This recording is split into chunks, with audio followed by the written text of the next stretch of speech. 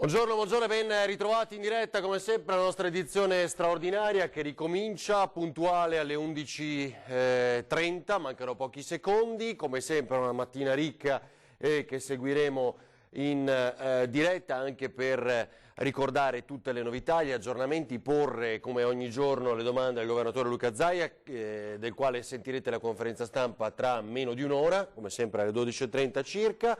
Molte novità con l'ordinanza, lo sapete, del Veneto, eccolo qua riepilogato nel titolo ora messo in onda da Italo Morao. Prima di vedere i casi, eccole qua, la dotazione tipo che già vi mostravamo nelle scorse ore, anche nel corso della puntata di Ring di ieri sera, e tra poco ricorderemo anche cosa è emerso nella puntata di ieri sera sul fronte politico.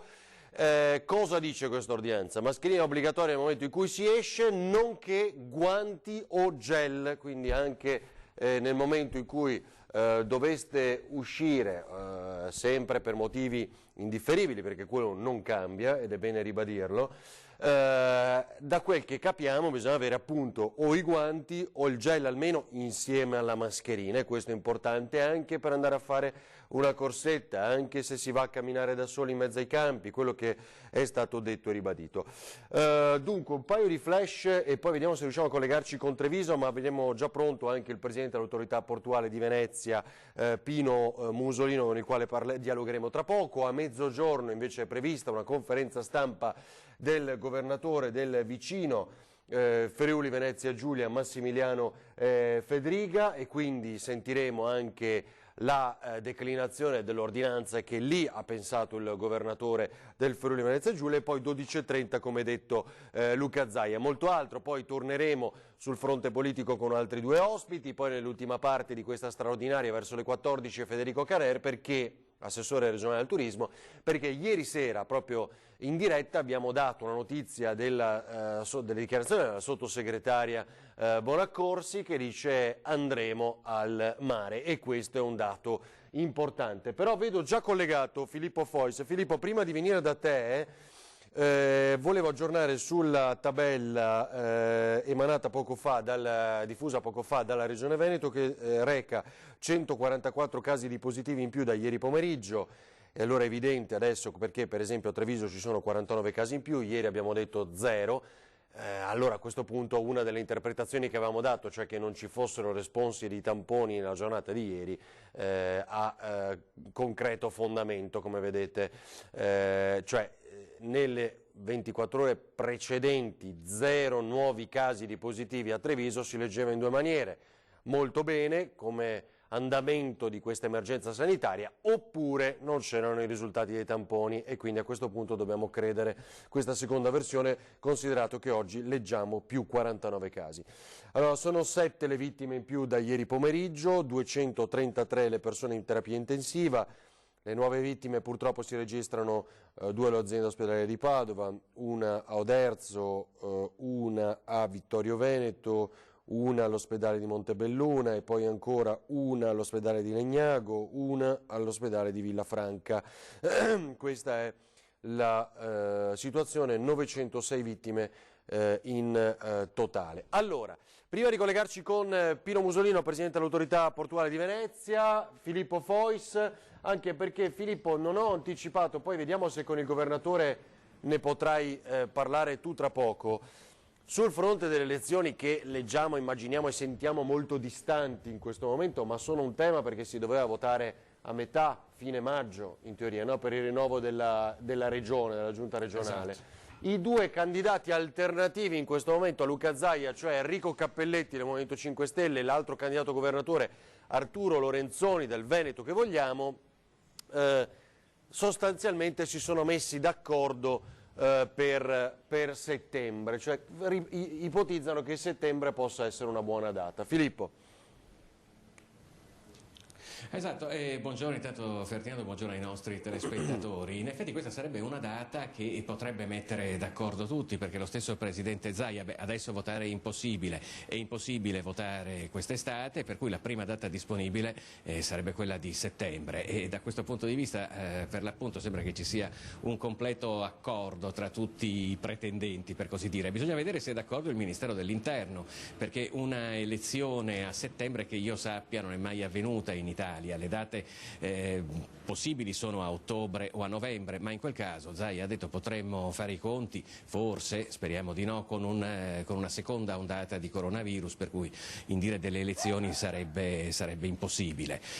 Se non si votasse né a settembre né a ottobre né a novembre, allora bisognerebbe andare a febbraio o a marzo, probabilmente tra l'altro anche in un contesto nazionale che magari sarebbe cambiato e che potrebbe aprire dei nuovi scenari. Certo, certo. Senti, Filippo, oggi che cosa potrebbe emergere? Anche perché molte domande dall'ordinanza di ieri sono arrivate, no? Credo anche a te, alla nostra redazione. Insomma, una delle cose su cui ci si concentra molto è i 200 metri. Se allora salta quel limite, qual è il limite? Esatto, questa è proprio la domanda cardine, quella che fanno un po' tutti e diciamo la principale. In realtà effettivamente ci sono veramente tante domande e tanti dubbi che hanno i nostri telespettatori come i cittadini. Beh, intanto devo dirti che arrivando qui a Marghera noi abbiamo visto sostanzialmente un traffico e un affollamento per strada che pare un giorno normale, pre-coronavirus. Tutti hanno la mascherina, tutti hanno i guanti, però rispetto allo scenario che c'era un paio di giorni fa veramente le cose sono molto cambiate. C'è anche da considerare la tenuta psicologica delle persone che in effetti stanno affrontando questa situazione da più di un mese. Ieri noi eravamo per esempio a Jesolo, che era uno degli osservati speciali per chi avesse voluto passare Pasqua o Pasquetta fuori, e effettivamente non abbiamo visto nessuno, non abbiamo trovato una macchina nel tragitto tra Venezia e Jesolo e praticamente non abbiamo trovato nessuno a Jesolo. Questo è testimoniato anche poi dai dati delle sanzioni che sono state levate dalle forze dell'ordine, che sono state veramente poche. Oggi evidentemente si è voluto dar sfogo anche allo sforzo che è stato compiuto negli ultimi giorni e in queste settimane, senza dimenticare poi che oggi è una giornata importante perché riaprono tante realtà produttive, tante aziende. La principale qui proprio a Marghera è la Fincantieri, che ricordiamo tra diretti e indiretti ha quasi 5.000 dipendenti.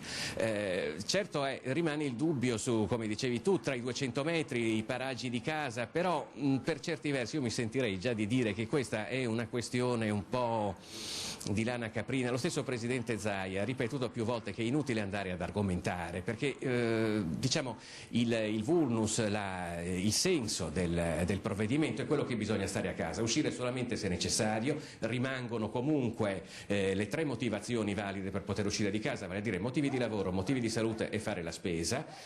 Non si può andare in giro semplicemente per fare la passeggiata, se non per sgranchirsi le gambe in casi estremi, che siano poi 200-250 metri poco importa. Diciamo, il senso della norma, anche nella nuova ordinanza regionale, è quello che bisogna stare il più possibile a casa, perché è vero che sono calati i ricoveri in terapia intensiva, sono calati anche i positivi ultimamente, però positivi ci sono stati e ce ne sono stati più o meno per l'appunto, nonostante il lockdown, perché i positivi che stiamo vedendo adesso sono quelli che hanno contratto il coronavirus probabilmente almeno 2 settimane fa, in un momento in cui effettivamente eravamo tutti a casa. Filippo, scusami, ma abbiamo tempi strettissimi davvero questa mattina. Ci rivediamo con te tra poco, quando inizierà allora ci vediamo più tardi. Esatto, quando inizierà la conferenza stampa del governatore Luca Zaia. Grazie davvero e buon lavoro a Filippo. A voi. Poi sicuramente c'è qualcuno a spasso col cane comunque lì, perché l'abbiamo sentito abbaiare tutto il tempo. No. Ah sì, beh, c'è più di uno.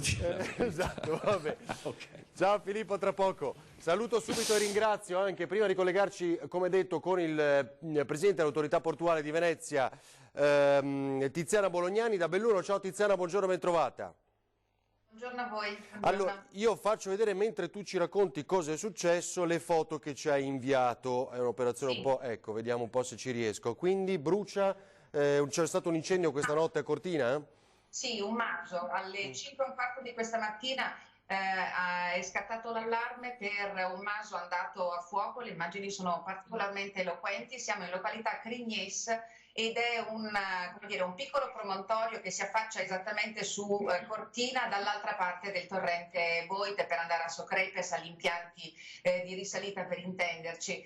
Un'abitazione, come potete vedere, tipica di montagna, e all'arrivo delle primissime squadre dei vigili del fuoco, insomma, la situazione è stata assai eloquente, assai chiara. C'è da dire subito che le 6 persone che abitavano in quella casa sono riuscite a mettersi in salvo e quindi non ci sono stati feriti. Non sappiamo se le persone che occupavano questa casa sono persone di Cortina, oppure se si tratta di turisti che stanno occupando in questo periodo la seconda casa. C'è stato un intervento massiccio dei vigili del fuoco di Cortina, di Pieve di Cadore, di San Vito e di Belluno. Sono arrivati anche i carabinieri e insomma le fiamme, il fumo, il fuoco sono stati visti molto bene al centro di Cortina. C'è da dire un'altra cosa, per curiositare da questo maso,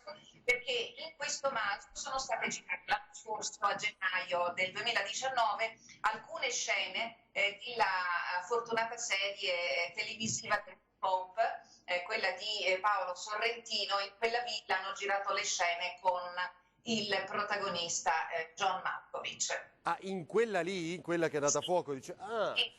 Beh, Tiziana, in effetti hai detto una cosa giustissima, che è quella: bisognerà verificare se sono residenti oppure qualcuno che è arrivato lì magari per il weekend, giustissimo. Cosa che... Sto cercando il sindaco di Cortina da un po' e voglio capire da lui se possiamo riuscire a chiudere il cerchio di questa situazione. Certo. Tiziana, grazie davvero, buon lavoro. Tiziana Bolognani da Belluno, grazie, buon lavoro e buona giornata. Buona giornata. Allora, così l'aggiornamento, e tra l'altro ne parleremo appunto anche diffusamente poi nei nostri telegiornali questa sera.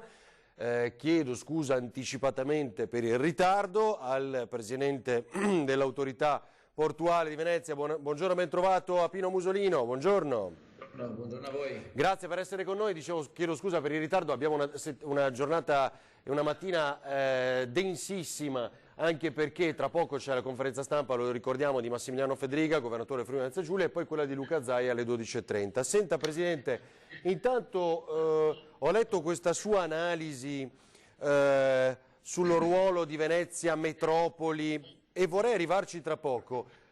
Intanto vorrei partire invece da quella che è la modifica all'ultima ordinanza del governatore Luca Zaia. Lei che pensiero, che valutazione ne dà?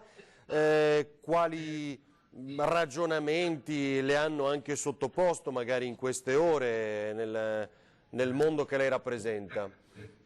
Beh, sicuramente l'ultima ordinanza rappresenta un passo in avanti, insomma, da parte del... Mi sente? Sì, prego. No.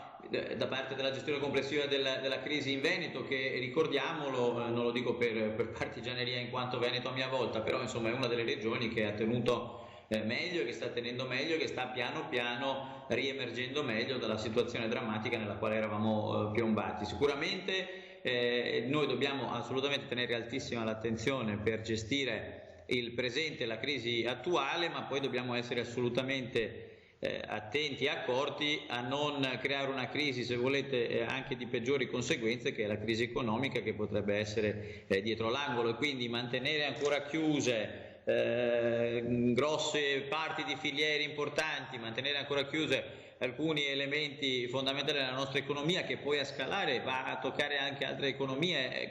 La Confindustria tedesca chiedeva di riaprire anche alcune imprese italiane perché sono strettamente collegate alle loro produzioni. Certo. Quindi è evidente che noi dobbiamo essere in grado di gestire la parte emergenziale sanitaria, ma al tempo stesso non uccidere in maniera definitiva la nostra economia, perché poi ne va della vita, della qualità della vita di tutti, insomma. Senta, allora, quello che le volevo poi sottoporre, diciamo, come tema di ragionamento è quello che lei ha stimolato nelle ultime ore, cioè che Venezia deve tornare, deve avere questo ruolo di grande metropoli. Lei ha parlato di una Venezia che forse è diventata un po' pigra perché è adagiata sul turismo. Poi le cito una cosa anche che ha detto il sottosegretario Baretta ieri in diretta con noi. Ma io credo che, come ho detto peraltro in 2 occasioni recentemente, insomma, noi dobbiamo essere in grado di sfruttare questo tipo di situazione, se posso usare il termine, anche per ripensarci e ripensare il nostro futuro fondamentalmente. Non è sensato non utilizzare la crisi per migliorare o innovare le nostre catene produttive, il nostro modo di pensare, il nostro modo di essere. Abbiamo visto, e lo parlo da veneziano, insomma, quanto l'essere strettamente e univocamente legati al turismo ci stia mettendo un po' tutti in ginocchio. L'economia della città, l'economia del territorio ne sta risentendo. Avere un'economia diversificata, no? Dove le uova del paniere non si mettono tutte le uova nello stesso paniere, ma si distribuiscono su vari settori, su vari fronti, permetterebbe un tessuto economico più vivo, più vitale, più resiliente, in grado di resistere a crisi. E soprattutto, se noi fossimo come dire, sufficientemente lungimiranti e, se posso usare il termine, aggressivi nella ripartenza, nel riprogrammare la ripartenza, potremmo utilizzare tutte quelle situazioni, il Green Deal europeo, gli investimenti in innovazione, in sostenibilità, il miglioramento del nostro modo di produrre, ma anche del nostro modo di utilizzare le aree che abbiamo, il miglioramento logistico. Abbiamo visto che l'innovazione tecnologica ci sta permettendo di fare un sacco di riunioni in remoto quando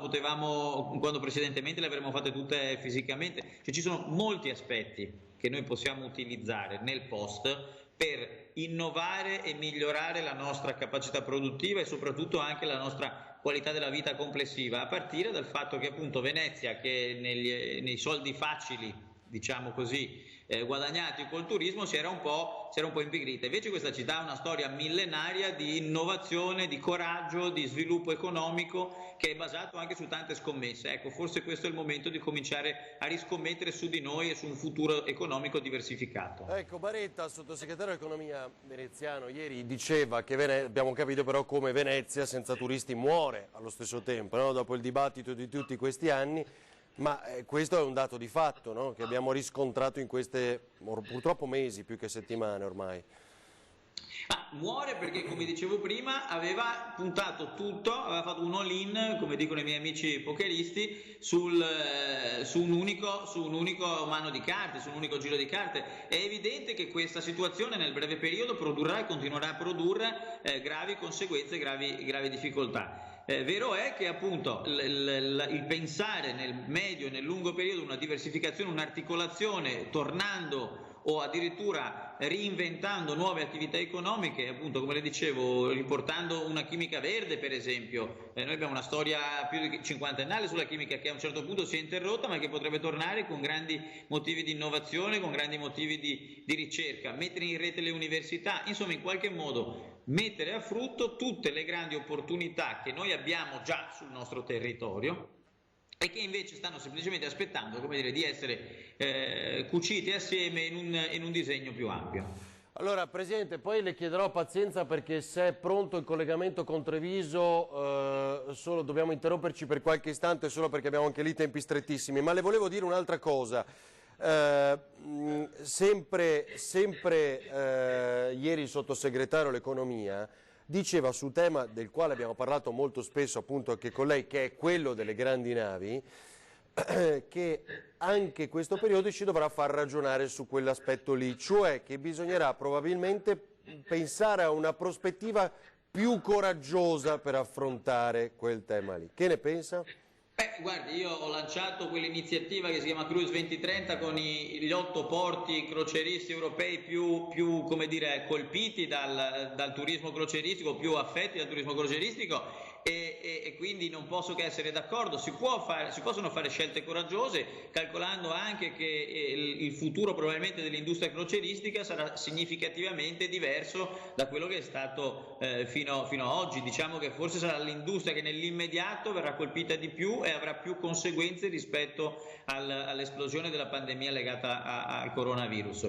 Quindi sicuramente vanno fatte delle scelte coraggiose, però io lo ricordavo e lo dico sempre, noi dobbiamo smettere di avere degli approcci ideologizzati e fondamentalisti, schierandoci in maniera radicale, manichea su due campi. Noi dobbiamo tornare a parlarci, dobbiamo tornare a discutere in maniera razionale. Ha perfettamente ragione il sottosegretario Baretta, insomma, abbiamo la possibilità di fare delle scelte coraggiose, intelligenti, di prospettiva, solo se però abbandoniamo, come dire, delle posizioni radicalizzate, cristallizzate e, se posso dire, anche molto poco argomentate. Le soluzioni praticamente sono lì, sono a portata di mano, basta volerlo, basta ricominciare a parlarsi in maniera intelligente, mettere tutte le capacità e l'intelligenza che abbiamo sul tavolo, attorno al tavolo, scusate la ripetizione, e lavorare con una prospettiva di lungo periodo. Abbiamo visto quanto fragili possono essere le nostre certezze, è bastato un virus di pochi micron per mettere tutto in discussione. Ultimissima, però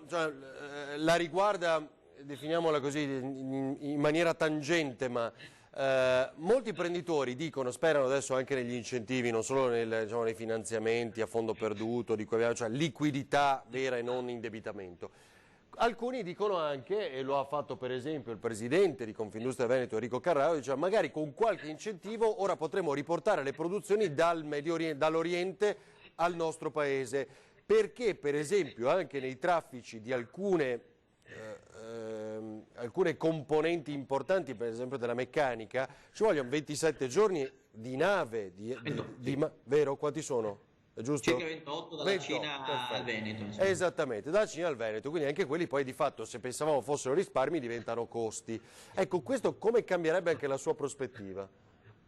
Beh, anche in questo caso noi dobbiamo fare dei ragionamenti articolati su tre prospettive, di breve, di medio e di lungo periodo. È evidente che nel breve periodo noi abbiamo strutturato le nostre catene logistiche in una certa maniera e quindi questo sarà uno shock di un certo tipo. Vedete, no? Appunto, chi ricordava che aver portato produzioni lontane, poi nel momento del bisogno, nel momento della necessità, nel momento in cui ci sono degli elementi di disturbo nelle catene logistiche, questo diventa un enorme problema. Quindi sicuramente si può tornare a riportare produzioni, però perché se ne sono andate?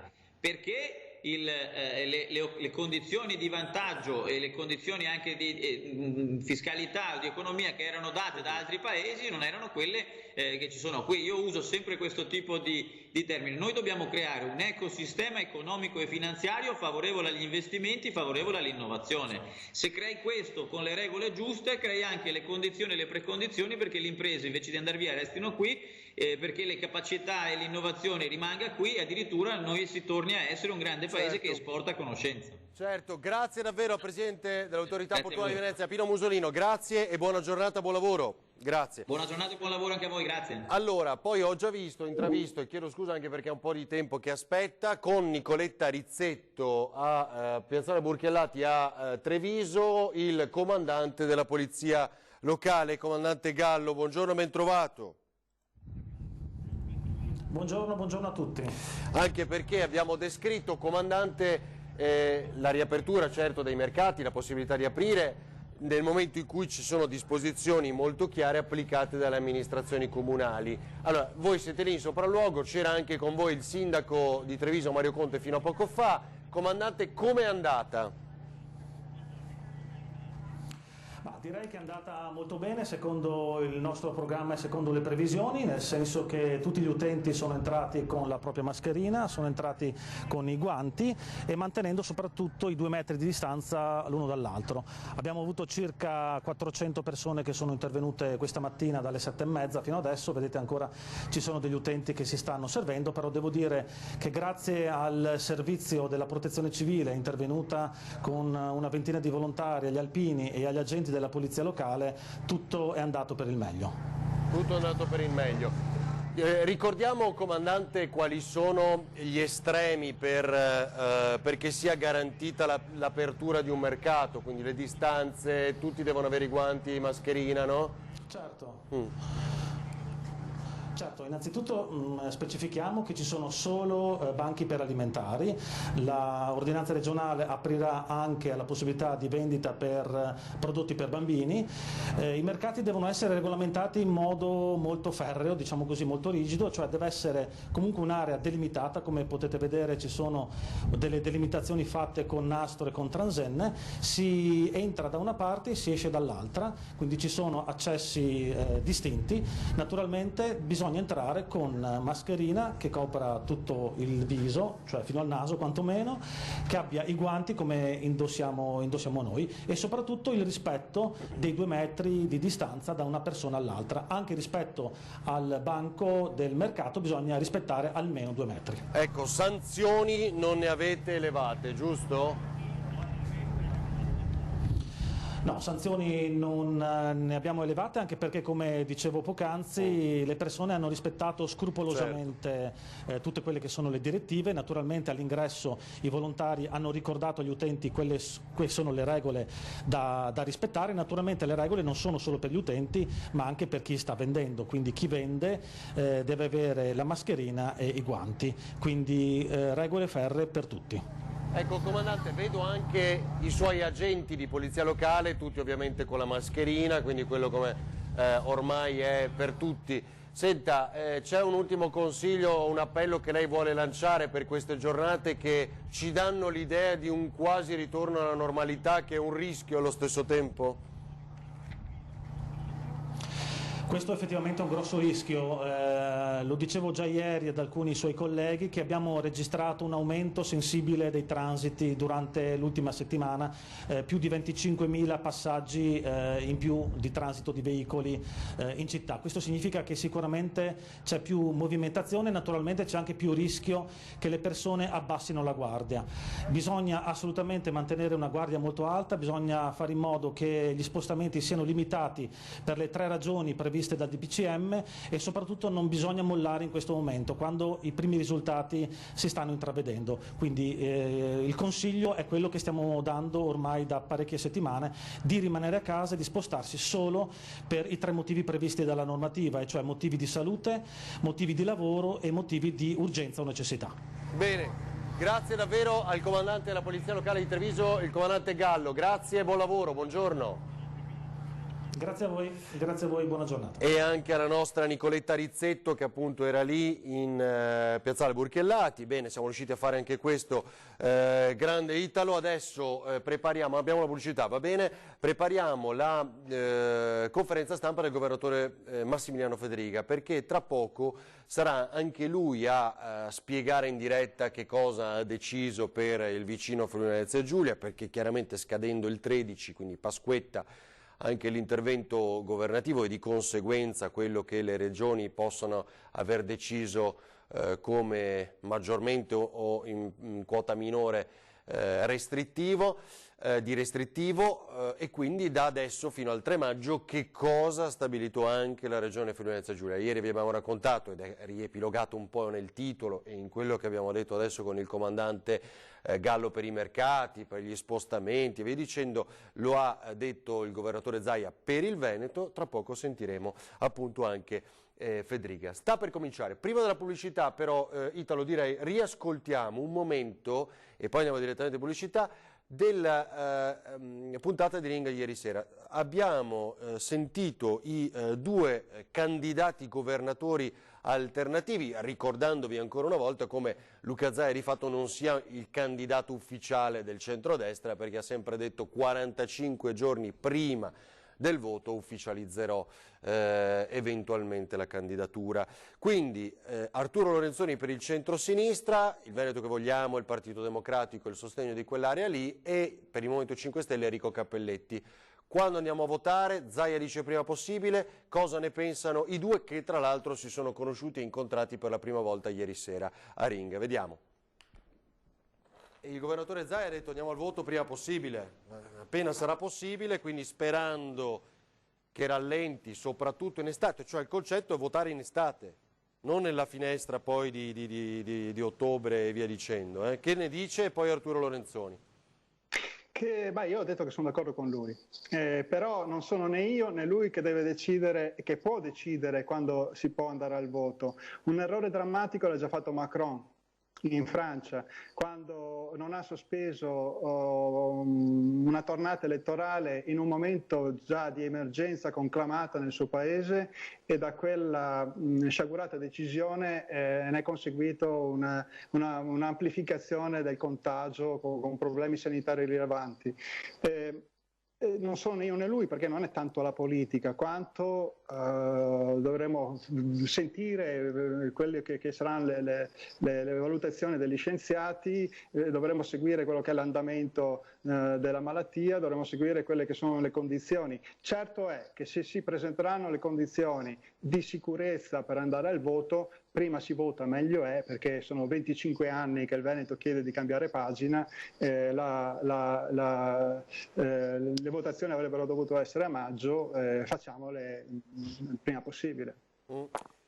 Su questo però non mi sembrava d'accordo Lorenzoni, no? Nei giorni scorsi.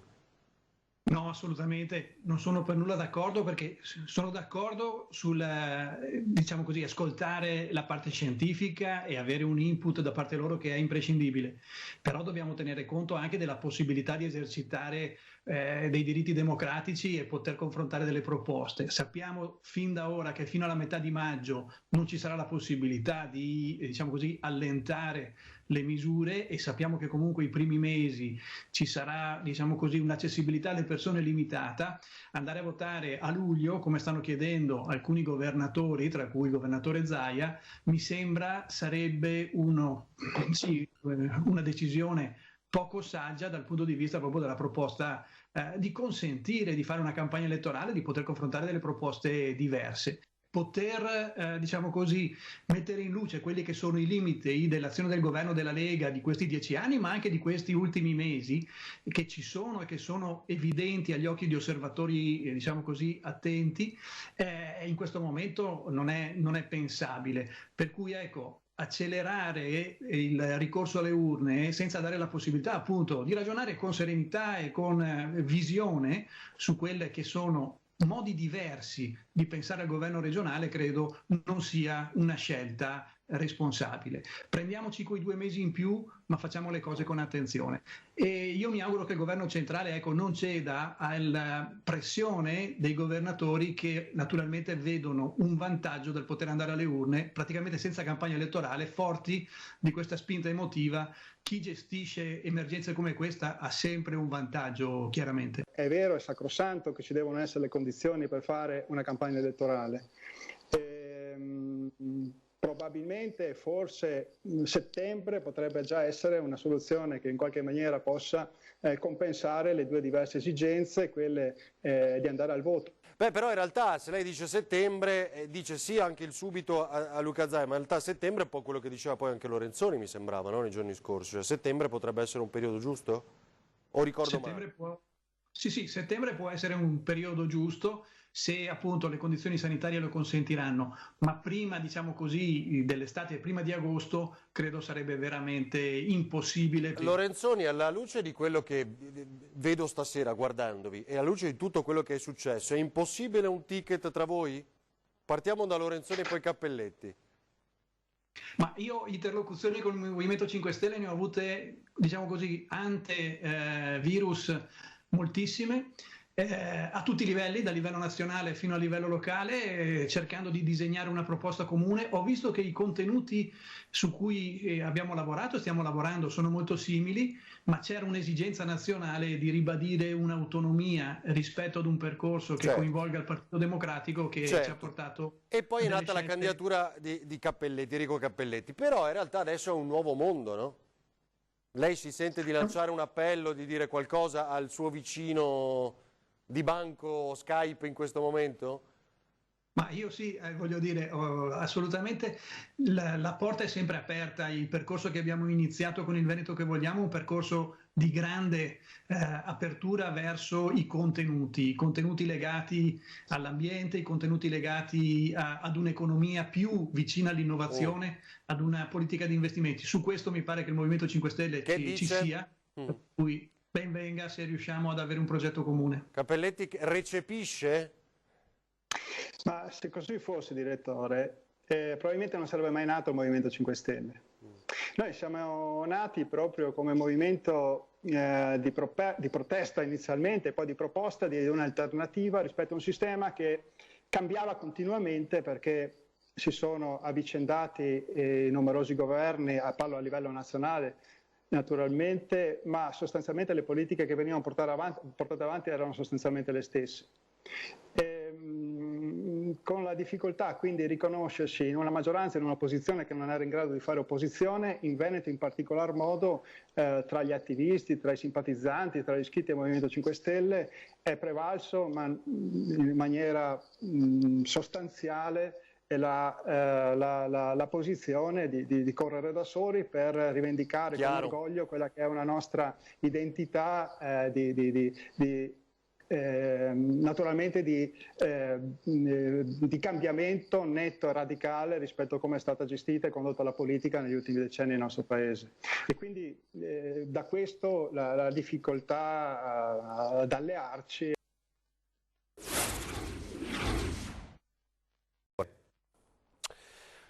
12.09, torniamo in diretta. Dunque anche il tema approfondito poco fa e come anticipavamo con Filippo Fois, che seguirà la conferenza stampa di Luca Zaia tra pochissimo, sarà tema appunto di dibattito e confronto, crediamo, in questa conferenza stampa, cioè che cosa si fa del voto per le regionali. Poi ci sono anche varie dietrologie, votare subito, come dice Zaia, il subito cos'è? In estate, a luglio appunto, forse è impossibile. Gli altri due candidati preferirebbero settembre, almeno. In autunno è più complicato con il rischio di un ritorno del virus. Immaginate i comizi, come poter fare, insomma, in una vita che sarà una nuova vita e comunque diversa dopo l'incubo e la fine di questa emergenza sanitaria. Sarà comunque anche questo tema di dibattito. La ricostruzione, una delle dietrologie, è che poi alla fin fine l'obiettivo sia quello di procrastinare, arrivare a febbraio, magari poi il nuovo voto, cosa che potrebbe piacere al centrodestra, magari al leader della Lega. Qualcuno scrive, Luca Zaia intendiamo, di lui scrivono così alcune ricostruzioni giornalistiche, perché magari intanto qualcosa si smuove a Roma. Sapete che su questo poi ogni volta Zaia taglia corto rapidamente, perché ha tutto l'interesse, dice e ribadisce sempre il governatore del Veneto, di portare avanti il progetto dell'autonomia in questa regione e non ha in testa invece altri incarichi.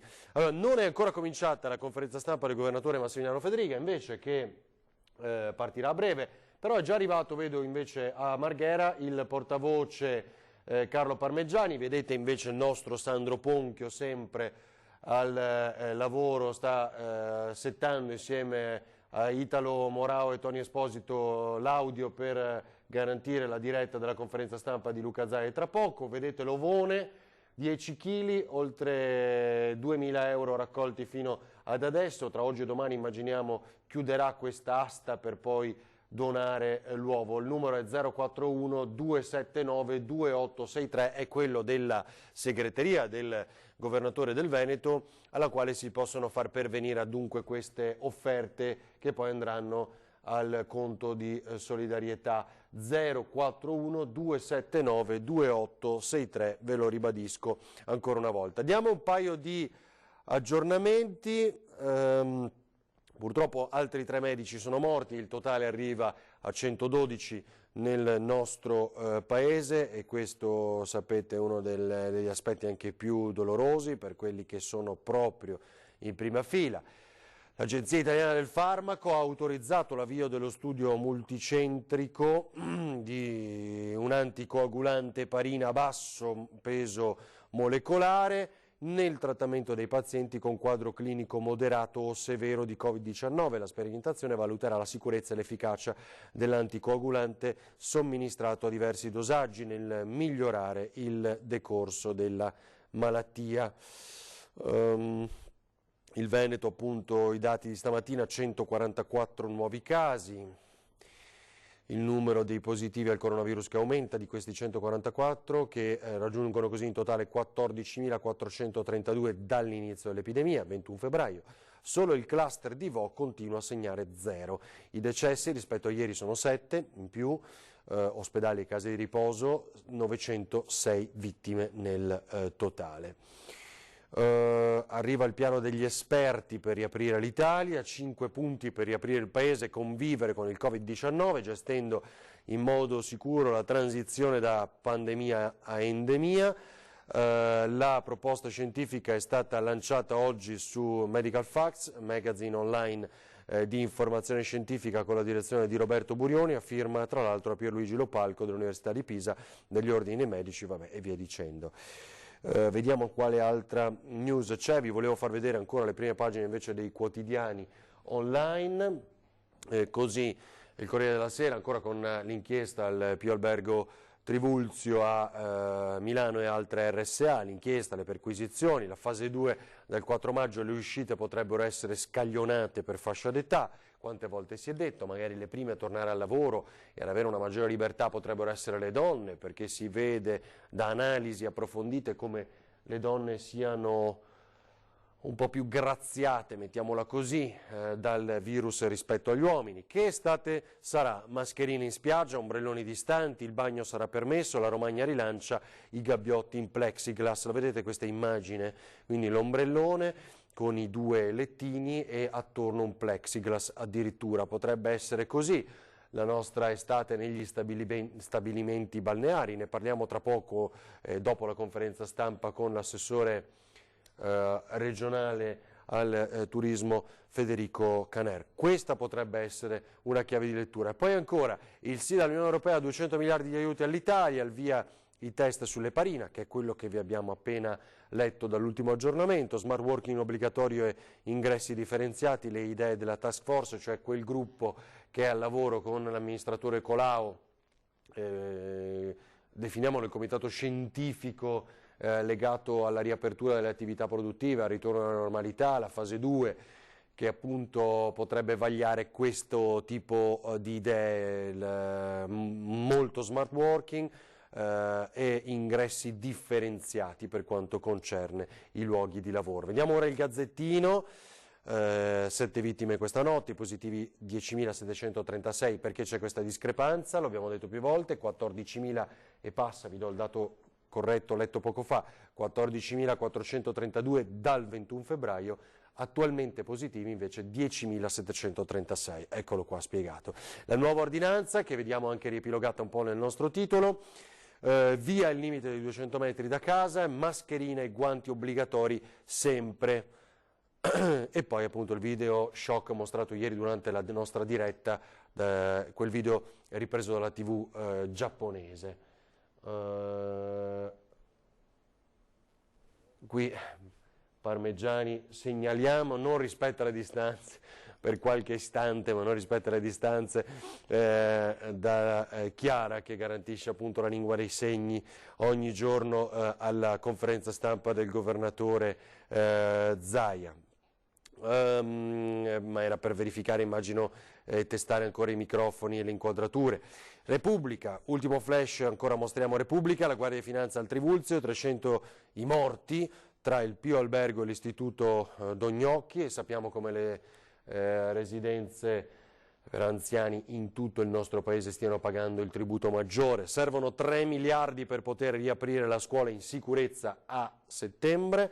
Ancora questo il titolo di Repubblica, governo il piano per strappare il via sugli eurobond senza dire no al MES, e poi i vescovi, riaprire fabbriche, non le librerie, a ripartire subito ma in sicurezza. Salvini sulla fase 2, non vorrei fossimo gli ultimi a ripartire, e apre sull'ipotesi condono. La pace fiscale, la pace edilizia, il blocco del codice degli appalti, questo mi aspetto dal governo. È chiaro che molti e più volte sottolineano come potrebbe diventare un momento anche per snellire la nostra burocrazia. Dunque, andiamo a Padova con un servizio in attesa, anzi mentre aspettiamo sia Federica che Zaia all'inizio della conferenza stampa.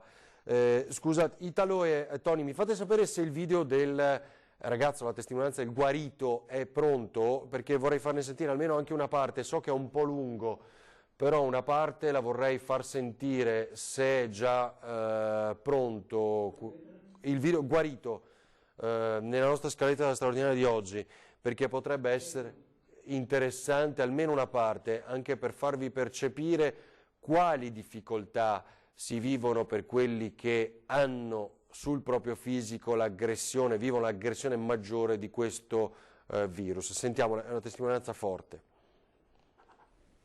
Ciao a tutti, finalmente sono tornato a casa, volevo farvi un video perché, scusate, sto facendo un po' cose, purtroppo i polmoni ancora non riescono a darmi il necessario e quindi per 20 giorni, 15 giorni di quarantena, ma la dottoressa mi ha detto con quello che ho avuto meglio che ne faccia anche 20-25 se posso. Devo fare quarantena facendo i lavori come avessi 80 anni. Faccio questo video perché vi dico che sono tornato a casa. Faccio il video per ringraziare tutti gli amici che in queste 2 settimane e mezzo abbondanti, quasi 3, mi sono stati molto vicini con messaggi sui social quando potevo rispondere, perché i primi giorni ero praticamente che non potevo neanche scendere da letto per fare i bisogni. E soprattutto voglio fare un grandissimo ringraziamento a tutto il personale medico, perché solo da lì dentro si riesce a capire in che condizioni lavorano. E uscendo mi sono reso conto che, ragazzi, bisogna stare a casa, perché la situazione dentro, diciamo che i posti letto ce ne sono ancora qui o verso, però la situazione è molto critica e lavorano in condizioni estreme, sono bravissimi, eccezionali, tanto di cappello.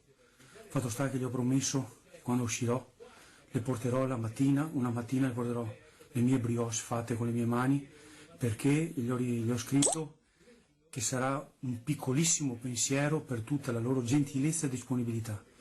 Vi spiego un po' come funziona dentro là. Tu vieni dentro, ti chiudono in una stanza e lì ti mettono a tuo agio con i tuoi flebi, con il tuo cortisone in vena, pastiglie. Io la prima settimana, se non ricordo male, prendevo 12 pastiglie alla mattina e 4 al pomeriggio e 2 alla sera, con il cortisone in vena, con le siringhe non quelle piccole, quelle belle grosse, per la prima settimana. Ossigeno a non finire, perché ossigeno, eravamo in 4 in camera e tutte le macchine funzionavano con ossigeno, chi con la mascherina come me, chi con quelle canule. Chiamavi, volavano, non camminavano, volavano. I dottori 3 volte al giorno venivano, si sedevano nella sedia in fianco, ti spiegavano per filo e per segno cosa ti facevano, quindi pazienza infinita. E poi piano piano recuperi, ti fanno, in 2 settimane e mezzo, se ricordo male, ho fatto 8 prelievi arteriosi, che sono quelli dolorosissimi, flebi ho perso il conto, raggi 8 volte al torace, quindi penso di essere radioattivo come Chernobyl, per quello ti mettono in quarantena, penso. Sono venuto a casa positivo, però ti mandano l'80% di quelli che escono sono positivi e diventano si negativizzano nei 15 giorni successivi, perché comunque l'infiammazione è cosa. A me ci vorrà un po' di più, perché comunque la dottoressa stamattina mi ha detto: hai preso un virus con i fiocchi. Vi spiego, gli infermieri si vestono la mattina alle 7 con tutti i suoi scafandri, mascherine, occhiali e chi più ne ha più ne metta, e fino a fine turno non possono togliersi niente, né per andare in bagno né per mangiare. Se lo tolgono solo in spogliatoio e la roba la buttano via. Quindi il fatto che prima dicevo stare a casa, adesso ho provato a rimanere dentro là, e tornando a casa mi sono convinto che più si sta a casa, più prima se ne viene fuori e più facciamo soffrire meno questi poveri infermieri, che secondo me lo stipendio è una minima parte di quello che dovrebbero prendere. Perché veramente, io gli ho detto agli infermieri quando sono uscito, erano in 4, voglio abbracciarvi, non posso ma vorrei abbracciarvi, perché veramente dobbiamo baciare dove camminate. E quindi vi faccio l'ultimo appello. Io ci sono stato dentro, ci sono passato. Mi raccomando, se arrivate là, però non cercate di arrivare là dove sono arrivato io mi sono fermato un passo prima dell'intubazione, perché io sono stato accompagnato giù dalle scale dall'ambulanziere perché non riuscivo neanche a fare le scale, e rimanete a casa, uscite solo estremamente se è necessario, con mascherina, occhiali e guanti, perché veramente se finite dentro là è un'esperienza indimenticabile, e che quando tornate, e io l'ho provato e adesso sono a casa, quando tornate è un'esperienza che vi segnerà e potrete raccontarla ai vostri nipoti. Vi saluto ancora, grazie a tutti gli amici che mi hanno supportato, consolato e fatto passare le giornate con i vostri messaggi, mi facevate ridere, i vostri video, ma soprattutto ancora grazie a tutti gli infermieri e a tutti i dottori che sono in prima linea e si fanno il culo per noi, non per me, perché io sono rimasto a casa, mi è capitata, ma per tanti che magari se la fanno facile. Ciao, e adesso sono a casa e continuiamo a tenersi in contatto. Allora, mi piace ricordare una testimonianza bella e molto forte, è Imerio De Nadai, titolare del panificio di Campo di Pietra in comune di Salgaredane, Trevigiano, ricoverato per coronavirus all'ospedale di Oderzio e ora dimesso. Ho voluto ringraziare tutto il personale sanitario, come avete sentito, testimonianza vera, molto forte. Allora, è cominciata qualche minuto, vabbè, l'abbiamo persa, tra poco ci sarà il governatore Luca Zaia, ma andiamo in Friuli Venezia Giulia, Trieste, con Massimiliano Federica, presidente della regione, è in conferenza stampa adesso, sentiamo. Partire la parte economica, perché rischiamo di non avere più lavoro. Se incominciamo, io faccio un esempio e mi collego così anche alla seconda domanda per fasce di età. Se noi rischiamo magari di un soggetto che va in giro, che può andare in giro, che lavora e dopo magari porta al nonno familiare stretto il virus, succede il disastro. E rischiamo in questo modo non soltanto di compromettere la parte salute, che ovviamente è quella che ci preoccupa moltissimo, ma anche di compromettere il percorso di riapertura graduale a cui siamo incontro. Quindi in questo momento io penso che il distanziamento sociale, per motivi che non sono di carattere lavorativo, sono quello che dobbiamo tenere ancora più stringente, perché altrimenti rischiamo di compromettere la salute e l'economia, e mi sembrerebbe un danno da entrambi i punti di vista. Capisco ovviamente, guardate che non è che sto sminuendo anche i problemi emotivi che hanno magari la distanza da un familiare stretto ed altro, però in questo momento noi crediamo che salute e lavoro debbano essere tutelati. Ci auguriamo ovviamente di riaprire tutto il prima possibile, però quello ovviamente dipende dall'evolversi e anche dalle soluzioni scientifiche che ci possono essere date, chiaramente anche dal punto di vista delle cure e dei vaccini. Chiaramente quello cambierebbe tutto il modo in cui stiamo affrontando lo stato attuale, però dobbiamo confrontarci e muoverci con le armi che abbiamo a disposizione. Darei la parola a Pierini Telefriuli. Buongiorno Presidente, io ho un po' di domande sulle case di riposo, avrete un po' di pazienza visto che non ci vediamo da quasi un mesetto ormai. Volevo capire se c'è una statistica che ci dice quanti tamponi sono stati fatti nelle case di riposo. So che ci sono 10.918 posti letto, di cui 8.000 convenzionati. Capire quanti TPI sono stati consegnati alle case di riposo, quali sono le indicazioni che sono state date per i ricoveri. Avevo sentito un'intervista al professor Lucangelo che diceva che la volontà era quella di non spostare i pazienti dalle case di riposo, però presumo che ci sia un limite oltre il quale non si può andare, cioè quello dell'incubazione. Segue, come avete visto, la conferenza stampa di Massimiliano Federica, però passiamo da una conferenza all'altra perché è arrivato il governatore del Veneto Luca Zaia e quindi subito linea a Marghera. Sentiamo. Sono finite le vacanze? Sì, buongiorno a tutti, ben ritrovati. E darei inizio subito assieme agli assessori Bottacci e Lanzarin a riportare i numeri del bollettino di oggi, che è ancora un bollettino positivo. Vi ricordo che ormai siamo al 10° giorno per dati positivi, quindi rispetto anche al nostro algoritmo diciamo che la curva ha preso una direzione.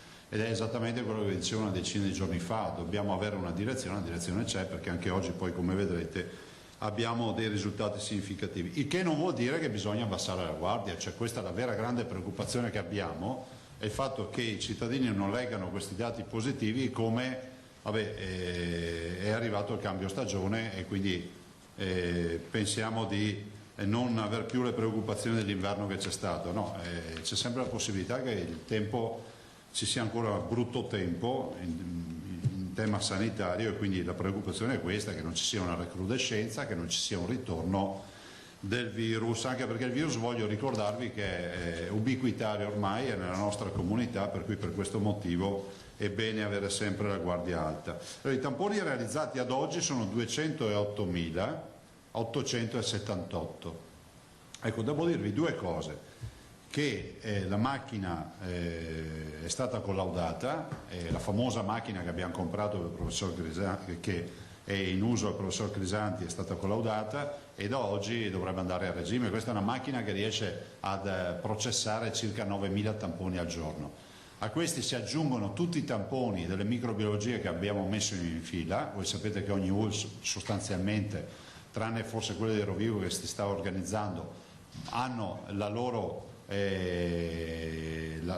base per processare tamponi, per cui l'autonomia anche nel processare i tamponi ci porterà, io spero, a 15-20.000 tamponi al giorno, abbondantemente sopra i 15.000, il nostro benchmark sono 20.000.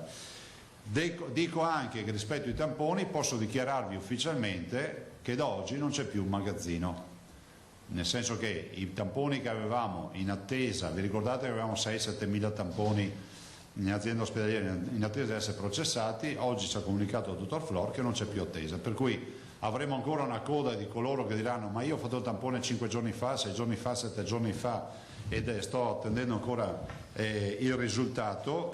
Adesso andremo a regime, per cui questo mi fa ben sperare rispetto al fatto che in 24 ore si possa avere la diagnosi, quindi il referto del tampone. Abbiamo, sempre per la politica dei tamponi che ci ha caratterizzato, in questo momento 17.931 persone in isolamento.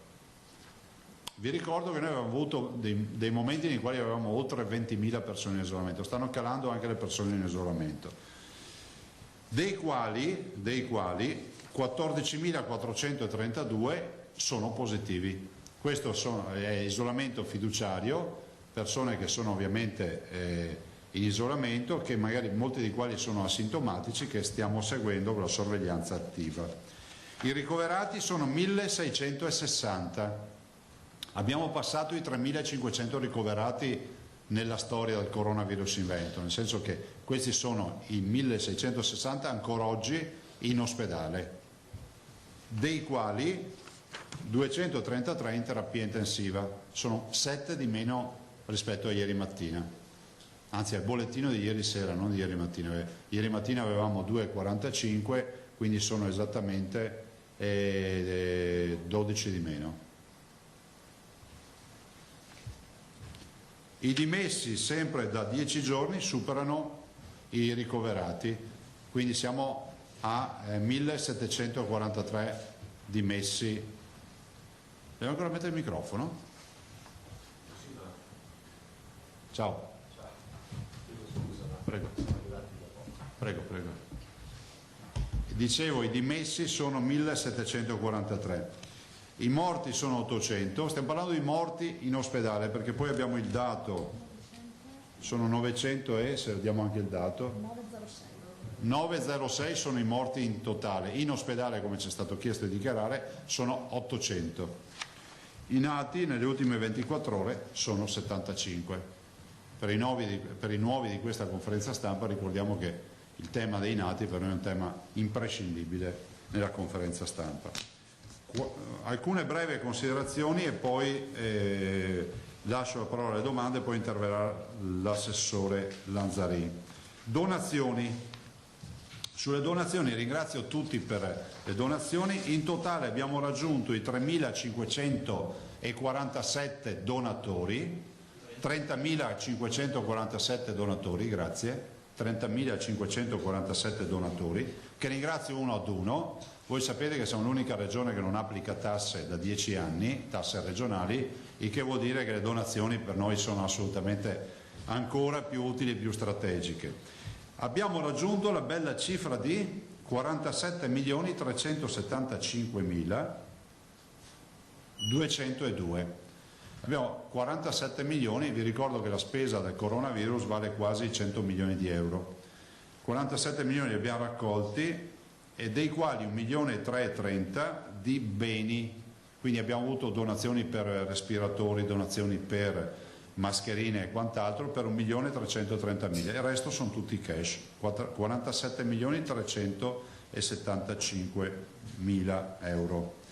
Vi ricordo che, intanto salutiamo anche una bimba che ci ha scritto, Aurora Pin, che ci ha scritto, Aurora Pin, che vive a Padova, ha mandato una bella letterina e ha inviato 100 euro, ci ha mandato anche dei disegni.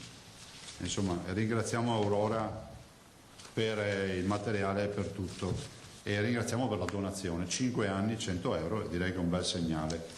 E ringrazio anche le distillerie Bonollo che hanno donato 100.000 bottiglie di alcol donate alla protezione civile.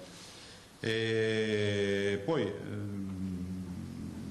2 aziende in competizione, la incubatrici Borrotto di Buttapietra e la River Systems SRL di Campodarsego, hanno mandato le incubatrici per le uova del bambino e quindi facciamo appello a Damiano di dire che può anche portare le uova per 2 incubatrici invece che per una, e quindi grazie.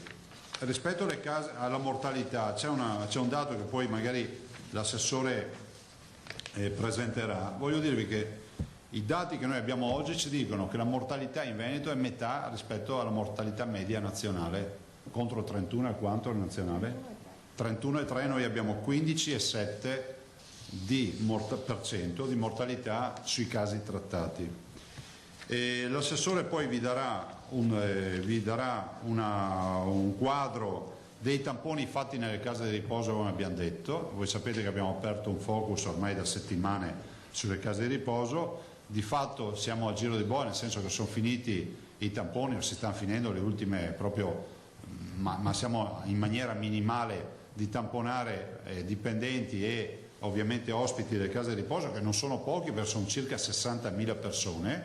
Abbiamo già chiuso tutte quelle della sanità e vi ricordo sempre il dato della sanità. I medici della sanità del Veneto, che sono quasi 10.000, si sono contagiati per l'1,3%, questo è il dato. Infine vi parlo dell'ordinanza. L'ordinanza, come tutte le ordinanze, crea dibattito, questo l'avete capito, no? Allora, io lo vedo positivamente questo dibattito. Siccome siamo una comunità attenta alle regole, è giusto che il dibattito ci sia. Allora, le mascherine quando le devo portare? Se non sei nel giardino di casa da solo o con i tuoi familiari, le uscite vanno sempre accompagnate dalla mascherina. Ripeto, le uscite vanno sempre accompagnate dalla mascherina, nel senso che se si esce di casa ci si mette la mascherina. Le mascherine non si trovano, come faccio? Premesso che noi abbiamo distribuito gratuitamente e continuiamo a distribuire. Abbiamo già distribuito 10 milioni di pezzi, l'assessore Bottaccini ha fatto distribuire alla protezione civile. Dico che nell'eventualità che una persona non riuscisse né ad averne avute da parte della regione né a trovarne, che so, nelle farmacie o nelle rivendite, può sempre coprirsi naso e bocca con, che so, un foulard o quant'altro. Questo è previsto dall'ordinanza.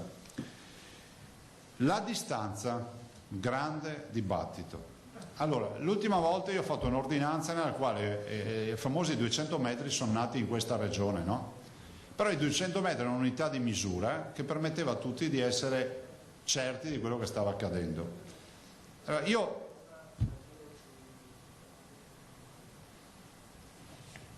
ho voluto firmare un'ordinanza nella quale appunto abbiamo lasciato in bianco Prego. Se per favore andate fuori per operare il telefono mi fate un favore, grazie. Dicevo, ho firmato un'ordinanza nella quale si parla di vicinanze dell'abitazione, no? in prossimità, in vicinanza dell'abitazione. Ecco, vorrei ricordarvi che questa ordinanza ha ripreso pari pari la frase prevista dal DPCM, dal decreto del Presidente del Consiglio dei Ministri, che non pone distanze. Io ho detto, l'ho considerato un atto di grande fiducia, nel senso che penso che una comunità consideri l'ordinanza non come una sfida o una roulette russa, ma la consideri come un'indicazione. Se uno ha una malattia, soprattutto grave, visto e considerato che stiamo parlando del coronavirus, che non è una passeggiata, che dà, se vi interessa, è uscito uno studio, dà la mortalità che è 10 volte la peggiore influenza che è passata per il Veneto. Ecco, se uno ha una malattia grave va dal suo medico, il medico fa delle prescrizioni, giusto, ma le fa nell'interesse di chi? Del medico o del paziente? Del paziente. In questo caso il paziente non deve solo curare se stesso, ma deve anche curare la salute degli altri, perché i nostri comportamenti incidono sulla qualità della nostra salute, ma anche su quella degli altri, perché diffondiamo un contagio. Allora, la distanza è logico che è molto prossima all'abitazione.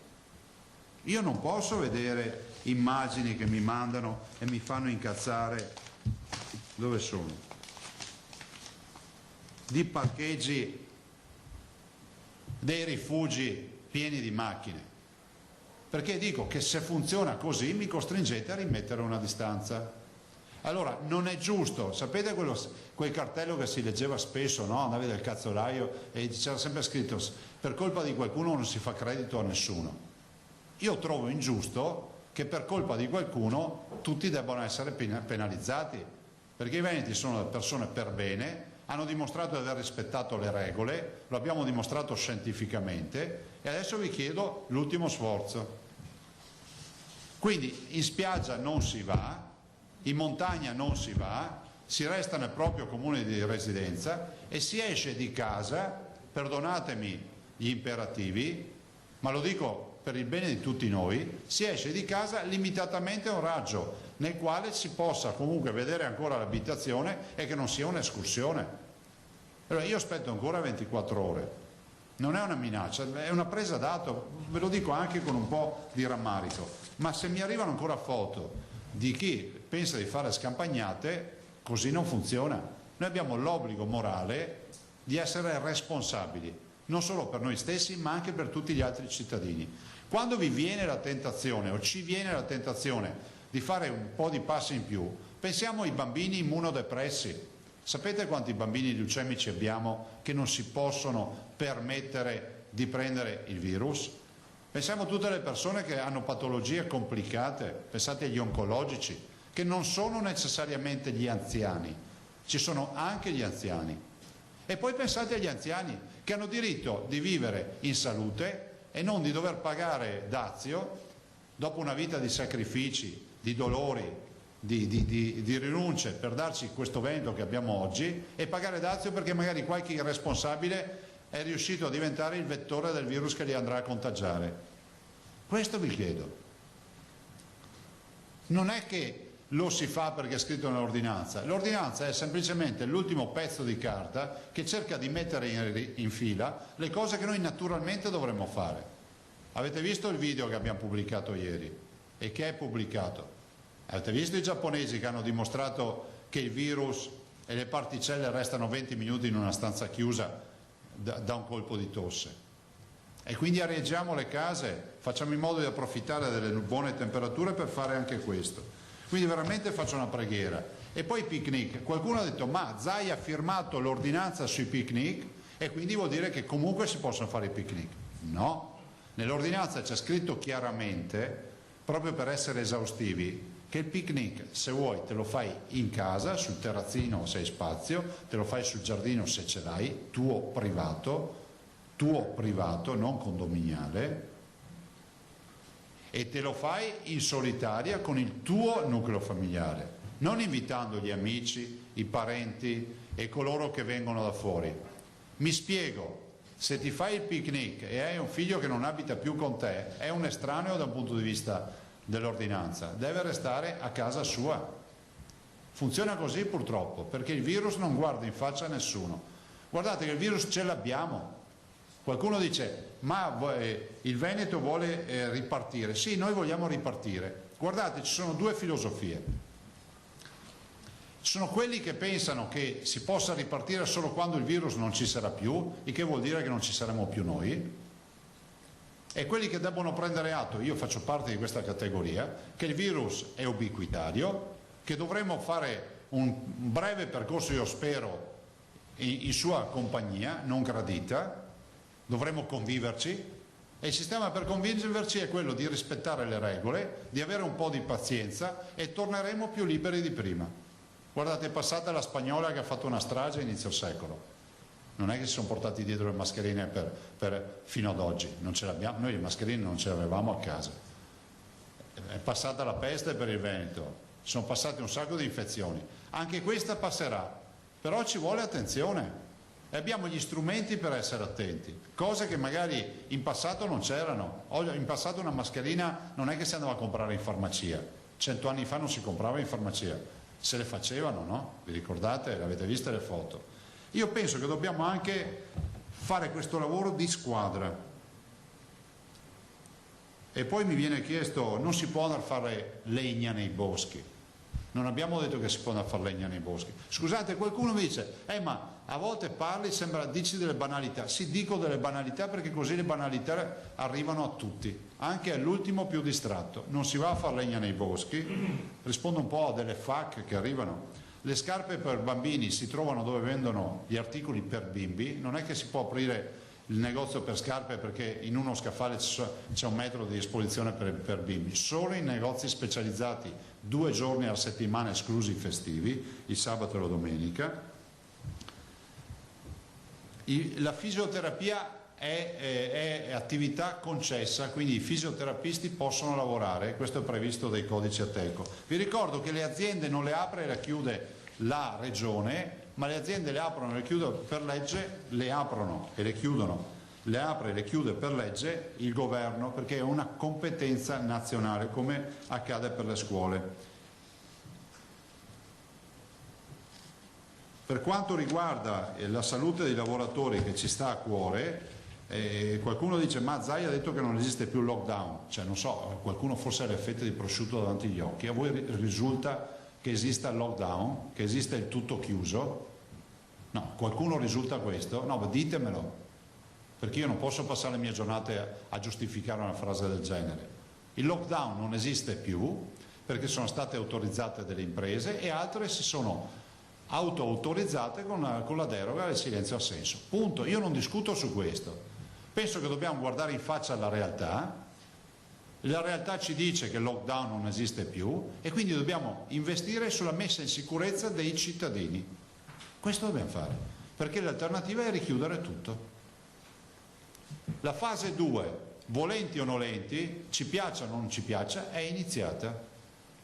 Perché le strade non sono più deserte, ci sono i camion, ci sono le macchine e quindi in questo mese sarà il mese nel quale ci giochiamo il futuro dei prossimi mesi e anche della nostra vita. Vi ricordo i veneti che sono sempre stati eccezionali, che il virus ammazza le persone, ne abbiamo ormai quasi 1 migliaio.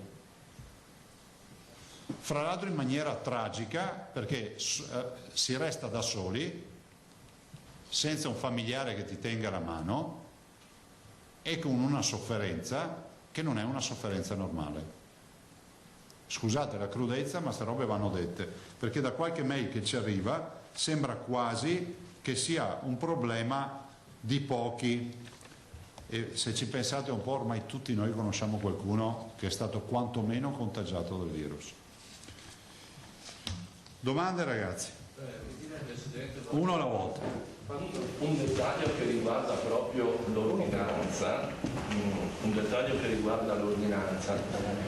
era molto atteso questo allentamento sui vivai, sui Center Garden e anche i fiori.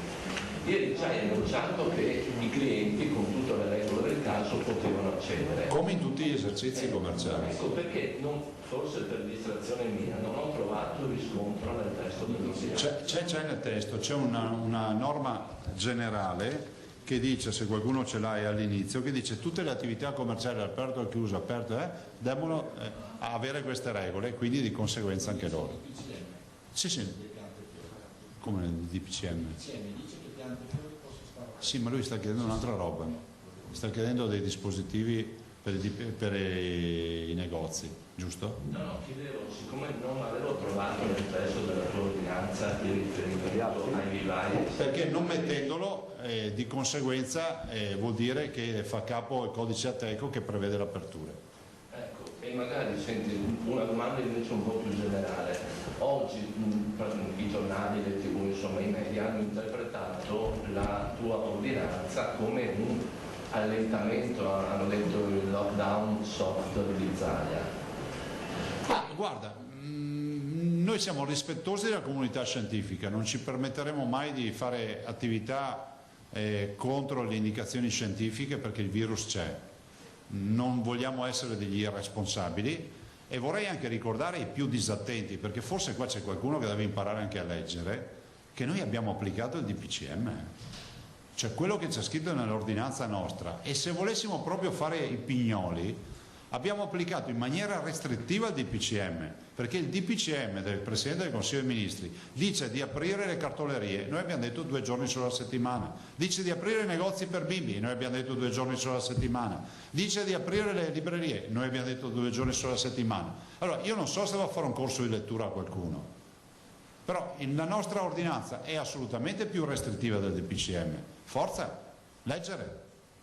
Detto questo, non esiste lockdown, perché se tu sali in auto e dici bene, mi faccio un giro, vado, per questo abbiamo messo i 2 giorni solo, vado in libreria, poi passo in farmacia, poi passo al supermercato, poi vado al mercato rionale a fare la spesa della frutta e verdura, poi vado in cartoleria, poi vado in edicola, alla fine stai fuori tutto il giorno con la macchina e vai in giro.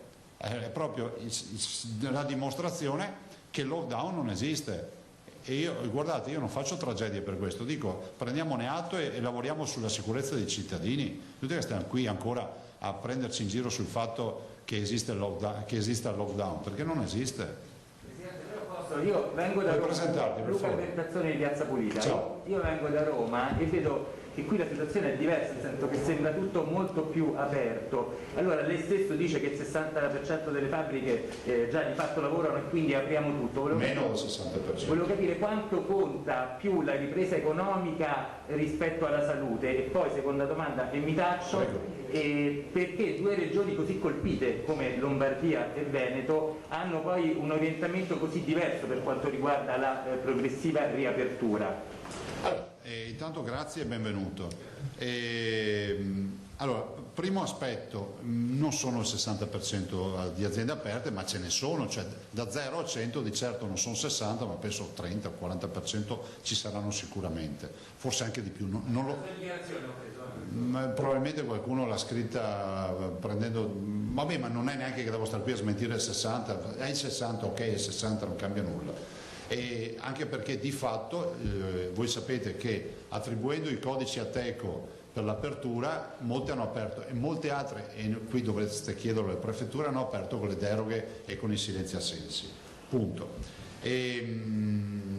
Prima viene la salute dei cittadini, è la battaglia che noi abbiamo fatto. Noi abbiamo chiuso 6 ospedali in funzione per dedicarli ai pazienti Covid, abbiamo portato avanti la sfida delle malattie infettive, abbiamo dato vita a 1600 posti di malattie infettive, le subintensive, abbiamo comprato respiratori, noi oggi abbiamo un potenziale di quasi 1 migliaio di posti di terapia intensiva, attivati già con la postazione sono 825 e direi insomma che ci siamo, ma prima viene la salute dei cittadini. Non smetteremo mai di dirlo, cioè noi non siamo degli irresponsabili e non facciamo nulla contro legge, però suggeriamo anche di guardare un po' di là della punta del dito e prendere atto che non tutti sono a casa, e se non tutti sono a casa vuol dire che qualcuno fa da trasportatore per il virus, e quindi è bene che lo intercettiamo, intanto lo proteggiamo che non vada a contagiare e poi magari lo intercettiamo con i tamponi.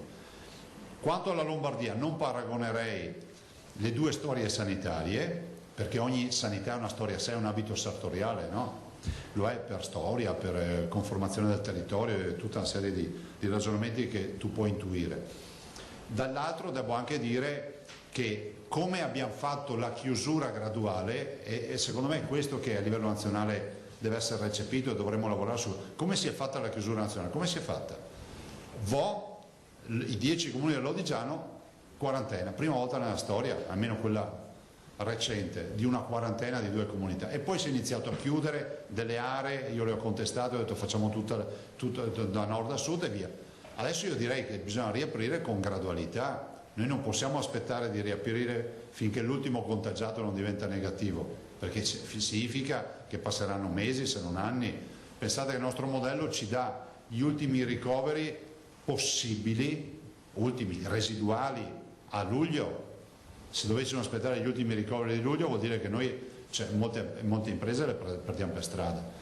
Io dico che il buon senso e l'equilibrio ci deve guidare in questa partita, sempre mettendo davanti il mondo scientifico.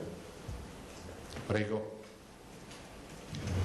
Altre domande? Se no proseguo io con i quotidiani. Prego.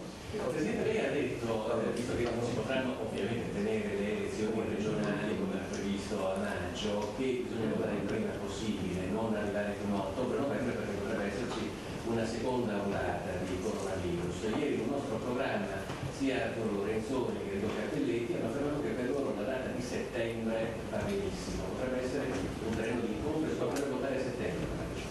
Guardate, io ho altri problemi che sarebbe a parlare di elezioni. Forse altri non ce li hanno questi problemi, e io dico semplicemente che il tema del...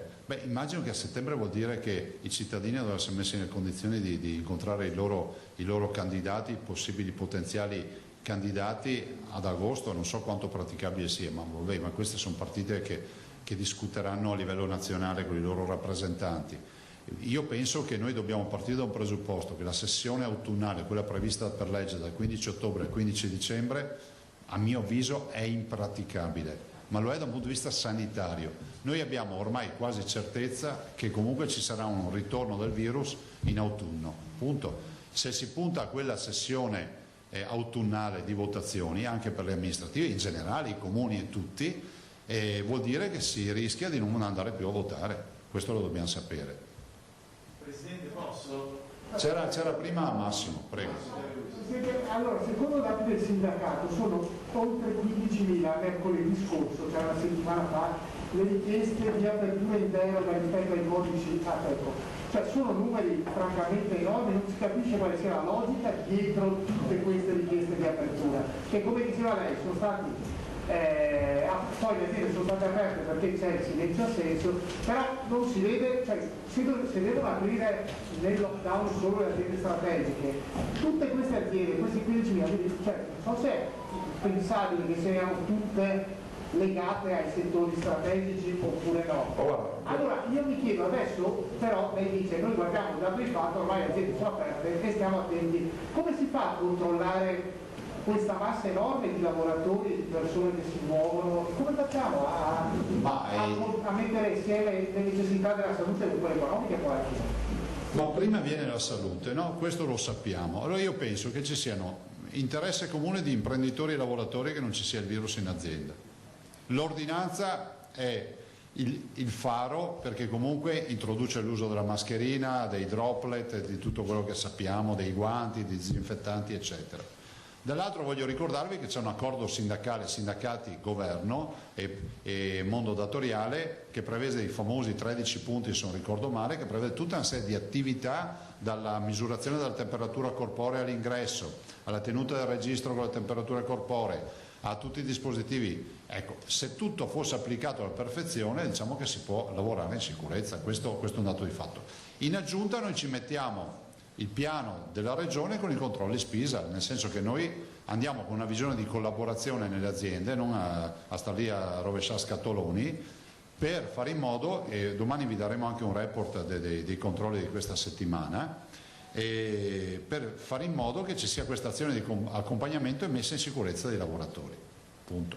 Considera che a questo si aggancia ad esempio l'ordinanza sul trasporto pubblico locale, che anche lì prevede l'uso di mascherine, guanti e tutto all'interno dei trasporti. Poi ovviamente, come si dice, il mondo, la mela a metà non la si spacca mai, no? Poi ci vuole sempre la parte di buon senso, di capire. Ieri abbiamo avuto un quesito di un signore che ci dice: avete previsto i 2 metri, diciamo, come distanza ideale, ma però in un articolo avete scritto che l'uscita di casa può essere non individuale nel caso in cui si accompagni un disabile o non autosufficiente, ma non lo puoi tenere a distanza di 2 metri.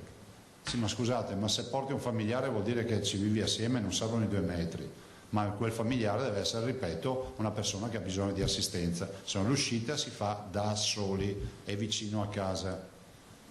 Presidente, le volevo chiedere, ha visto in questi giorni alcune fotografie, io penso sia fantascienza, di paratie in plexiglass in spiaggia per insomma tenere un po' la distanza, penso siano già state bocciate come progetto. Come si immagina però il nostro indotto, che è il più importante, quindi il turismo, se ci sarà insomma un'estate, una possibile insomma stagione estiva?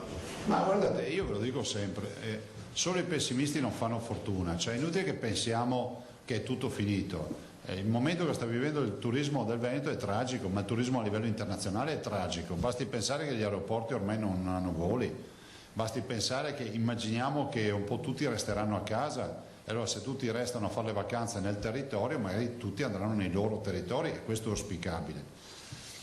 Noi, la più grande industria in Veneto, il turismo, fa 18 miliardi di fatturato e 70 milioni di presenze. Sicuramente modificheremo le nostre abitudini, no? La spiaggia potranno essere ancora così ravvicinati gli ombrelloni? Immagino proprio di no in questa fase, e ci saranno ovviamente tutta una serie di accorgimenti che giorno dopo giorno verranno avanti. Adesso ho sentito dire dal Presidente del Consiglio che c'è un comitato scientifico a livello nazionale che sta elaborando tutte le modalità per la ripartenza, quindi si va in questa direzione. Grazie. Ancora poi facciamo un giro di quotidiani. Poi volevo dire anch'io una roba. Ancora 2 dettagli sull'ordinanza che ci chiedono, magari su appunto cose scontate ma meglio chiarire. No, assolutamente. Allora, gli animali da compagnia, la distanza che vale per la boccata d'aria vale anche per gli animali. So che sembra una domanda così un po'. Teneteli a guinzaglio, che non è mandato. E curateli bene. E la consegna a domicilio riguarda esclusivamente i prodotti alimentari? Sì, assolutamente sì. Le categorie per la consegna a domicilio sono proprio quelle dell'alimentare, quindi di bar, ristoranti, supermercati e affini. Prego. Nei supermercati è difficile tenere i 2 metri almeno dalle cassiere. Sì, è vero. Ma guarda, i 2 metri sono consigliati anche qui, non è un'incongruenza dell'ordinanza, sono i 2 metri ideali. Dopodiché ci sono momenti nella giornata nella quale anche tra di noi questa mattina voi non siete a 2 metri, però avete la mascherina, avete i guanti, insomma vi siete protetti. Qualcuno mi scrive: ma tu sei sempre senza mascherina? Sì, per ovvi motivi, cioè nel senso che qui in questo istante ma entro con la mascherina e poi vado fuori con la mascherina. Volevo dirvi una cosa. Ospedale del Qatar, volevo darvi un aggiornamento. Allora, chiariamo delle cose. Adesso viene montato, perché lo dobbiamo montare, sono 5.000 metri quadrati di ospedale da campo, è di ultima generazione. Abbiamo deciso di montarlo a Schiavonia, ma questa è è un montaggio non definitivo. Vorrei spiegarlo perché c'è qualcuno che comincia a romanzarci sopra. È un montaggio non definitivo. Probabilmente resterà lì farà l'estate, fino all'autunno, dopodiché da lì va via, perché stiamo cercando un'area definitiva per farci la platea, cioè il calcestruzzo, dove all'occorrenza verrà montato, e deve essere un'area vicina a un ospedale, deve essere un'area vicina alle viabilità, con tutta una serie di caratteristiche. Perché Schiavonia? Perché quando ci è stato donato, loro sapevano della storia di Schiavonia, della partita del coronavirus e del fatto che Schiavonia, vi ricordo, l'ospedale polmone per l'Università di Padova per i pazienti, e per cui si va in quella direzione. Schiavonia, come tutti gli altri ospedali, verranno riaperti al pubblico, o meglio, brutta frase, verranno riaperti a pazienti non Covid. Tanto è vero che con Schiavonia annuncio già che correndo già da lunedì, spero sia lunedì, poi non ditemi se sarà lunedì sera o martedì mattina, passateci l'imprecisione perché devono richiamare il personale, si inizierà gradualmente ad aprire e si inizierà con il punto nascite, quindi Schiavonia da lunedì, se non è lunedì sarà martedì mattina, ma io spero che sia da lunedì mattina, partirà col punto nascite. E così pian piano anche con tutti gli altri. Ho detto si tratterà di qualche mese e così sarà. Io andrei... E ripeto, l'ospedale da campo verrà smontato e rimontato da tutt'altra parte. Dopo, se dobbiamo rendere conto anche di scelte temporanee che dobbiamo fare, c'è forse qualcuno che si sente fin troppo legittimato a venire a fare, diciamo, a pignolare sulle scelte che facciamo. Ognuno è autorizzato a fare le scelte per legge. Noi siamo chiamati a occuparci della salute dei cittadini. Contestateci l'aver curato male una persona, contestateci scelte sanitarie che non considerate appropriate, ma non veniteci a dire cosa dobbiamo fare dentro in un ospedale. Allora, cominciamo con la stampa e cominciamo col collega Malavasi. 3 domande: quali sono i primi risultati dei serologici, se si potrà usare sulla larga scala? I serologi stiamo andando avanti, vi ricordo che il protocollo, siamo stati i primi a partire con questo protocollo, professor Plebani dell'Università di Padova e professor Lippi dell'Università di Verona. Quando parliamo di sierologico ci riferiamo al prelievo del sangue e alla sua processazione in laboratorio per trovare gli anticorpi neutralizzanti, cioè la famosa patente di immunità, che non è quella dei parlamentari. Sono pronti gli agenti fatti in casa per i tamponi e quanti tamponi sta Chini processando al giorno? Si sta lavorando il professor Crisanti, in particolar modo, sta facendo un ottimo lavoro. È ovvio che noi siamo impegnati su 2 fronti: il fai da te per lo stick, per il tampone, per il cotton fioc, chiamato per lo stecco, e il fai da te anche sul reagente, perché il kit reagente è uno dei fattori limitanti.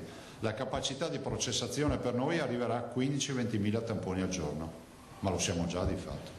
E l'ultima domanda sull'indicazione della prefettura. A Venezia si intendono chiudere i pensionati studenteschi, dice la prefettura. Gli studenti dovrebbero però fare ritorno a casa, per lo più nel sud Italia o nelle zone rosse della Lombardia, mettendo a rischio la salute propria e altrui. Non sarebbe meglio lasciargli una deroga a questo? Ma guardate, lo stiamo affrontando questo tema, è un tema che ci hanno presentato, lo affronteremo. E Domenico Basso, tutti sono in attesa della vera fase 2 che dovrebbe vederci tornare alla normale vita. Un tema che dovrà essere affrontato anche quello della riorganizzazione degli spazi interni, per esempio di negozi e locali. La Regione pensa di attivare un tavolo che dia linee guida a questo punto anche sulla... C'è la dottoressa Russo che sta lavorando su questo. Perfetto. Bastianello, agenzia AGI, col vecchio di PCM si era parlato appunto del 60% circa di aziende aperte grazie alla logica del silenzio assenso. Come oggi la situazione in Veneto? Ci sono aziende che ancora chiuse l'hanno contattata per chiedere come fare, portare le loro istanze al tavolo di confronto col governo? Aziende ce n'è migliaia che chiamano, adesso ovvio non tutte migliaia le quali parlano con me, però insomma chi ha avuto modo di, diciamo, coloro che mi hanno contattato portano tutti la stessa istanza, la necessità di aprire per non morire. Allora, c'è il settore della moda, ho già detto, ho parlato con Renzo Rosso in particolar modo, ho parlato con Marenzi, Marzotto e altri. Loro dicono: se non riapriamo abbiamo il problema della collezione, perdiamo la collezione quando i nostri competitors a livello internazionale si presenteranno con la collezione invernale e noi no. Queste sono dinamiche proprio dettate dal timing del settore. I conciari ci dicono che hanno le pelli, io non conosco il processo, non so nulla, ci dicono che hanno le pelli, il mondo della concia per noi significa lusso e non solo, cioè il mondo del lusso che conoscete si rifornisce dai conciari, ci dicono che hanno le pelli in lavorazione e lasciarle lì ancora tanto significa buttare via le pelli, non vi so dire la motivazione, ma questa è una segnalazione che ci arriva e in generale c'è questo tema. Noi vorremmo anche esplicare il tema dello svuotamento dei magazzini, non escludo di fare un'ordinanza, c'è già nel DPCM, magari per chiarire ancora di più del fatto che si possono svuotare i magazzini delle aziende, giusto? Del magazzino delle aziende, e c'è l'assessore Bottacin che sta seguendo questa partita. E per cui ce ne sono di richieste, Gasparini, cioè la giacenza da mettere sul mercato, il lavorato. Il magazzino pronto finito che si può svuotare. Sì. Occorre un'autorizzazione per questo? Penso basti una segnalazione al prefetto. Adesso comunque vogliamo fare un'ordinanza per codificarla meglio. Gasparini, Venezia Today, la prima domanda sui 200 metri aveva già risposto. Come si controlla il distanziamento a bordo dei mezzi del TPL, bus soprattutto? Guardate, lì noi abbiamo il droplet di 1 metro per legge, e ideale sarebbe 2 metri, dopodiché c'è anche il tema del buonsenso quando è possibile, quando è strapieno bisogna fare in modo che ci siano altri mezzi. Nicolussi Moro, Corriere del Veneto, i modelli matematici cos'altro ci dicono? Il picco non arriva più e quando è previsto il livello più basso del virus? Quando ripartiranno con l'attività programmata agli ospedali? L'attività programmata noi ripartiremo colonizzando gradualmente le parti Covid e facendole ritornare ad essere ordinarie. Dall'altro voglio ricordare che il modello ci dice che una direzione si è presa, ma che vuol dire che finché c'è il virus è sempre pericoloso. Cioè non vorrei che i cittadini pensassero, perché la curva è in fase discendente, che l'emergenza è finita. L'emergenza è tutt'altro che finita. Seconda domanda, sono stati abbandonati, dice l'amico Russimoro, migliaia di animali domestici per paura che portino il virus. Presidente, può spiegare una volta per tutte che essi non veicolano il virus? Posso spiegare che stiamo partendo con una sperimentazione. Mi fermo lì perché poi se dico una roba o l'altra poi me la contestate fra qualche mese. Alda Vandan credo sia l'ultima. Come giudica il fatto che le regioni hanno fatto ordinanze una diversa dall'altra? È un'anticipazione dell'apertura che dovrà essere differenziata da zona a zona o era meglio le regole uguali per tutti? Ma è la filosofia dell'abito sartoriale, cioè noi abbiamo fatto un'ordinanza, pensate, siamo stati i primi a porre la questione di 200 metri a livello nazionale. E perché? Perché in Veneto siamo gente precisa e quindi l'unità di misura per noi è fondamentale. Tant'è vero che vi ripeto, il tema dell'aver recepito in toto il tema della distanza senza misura metrica, ovvero quello che scrive il DPCM, dice nelle immediate vicinanze di casa, lo terremo in piedi ancora 24 ore. Se vedo che c'è ancora molte segnalazioni dobbiamo tornare a delle misure. La seconda domanda, i ricoverati calano e c'è anche l'ospedale del Catari che è arrivato. Sì. Accoglieremo quindi pazienti in Veneto da altre regioni? No, guardate, noi abbiamo dato disponibilità e abbiamo già dei pazienti dalla Lombardia nelle terapie intensive, ma questo non va assolutamente ad inficiare il tema dello svuotamento degli ospedali, fermo restando che gli ospedali restano come sulla carta degli ospedali Covid qualora ci fosse una recrudescenza, perché noi non sappiamo cosa accadrà nel prossimo inverno. Se non ci sono altre domande in sala, poi passerei all'assessore. Solo velocemente, Presidente, notizie. Emiliano e Massimo. Notizie dalla Fuji? No, stiamo attendendo l'Avigan per la sperimentazione, ancora non abbiamo il prodotto, quindi non è iniziata la sperimentazione.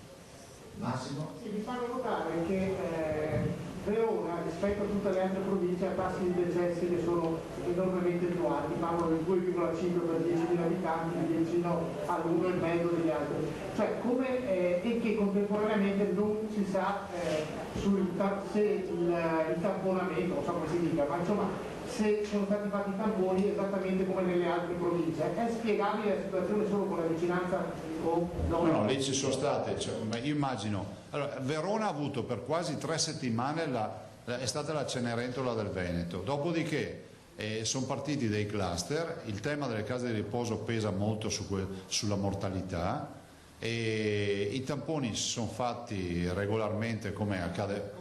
Ma sì, l'incidenza è la stessa, c'è la capacità, anche perché i tamponi che non vengono processati in loco vengono mandati in azienda ospedaliera, per cui non è che c'è chi ha il laboratorio che a Padova fanno tutti i tamponi e gli altri no, cioè Rovigo li manda in azienda ospedaliera, per cui non è un tema di tamponi, è un tema che i cluster, ovvero i focolai delle case di riposo pesano in particolar modo nel veronese, e dopodiché io immagino anche che pensate, noi abbiamo ricoverato dei pazienti che sono arrivati autonomamente ai pronto soccorso dal bresciano, ma naturalmente vorrei sottolineare, perché è inevitabile che sono più vicini al pronto soccorso a Peschiera piuttosto che andare da altre parti, quindi il virus non conosce confini, molto probabilmente lì è arrivata non da adulto, ma insomma adesso è sotto controllo.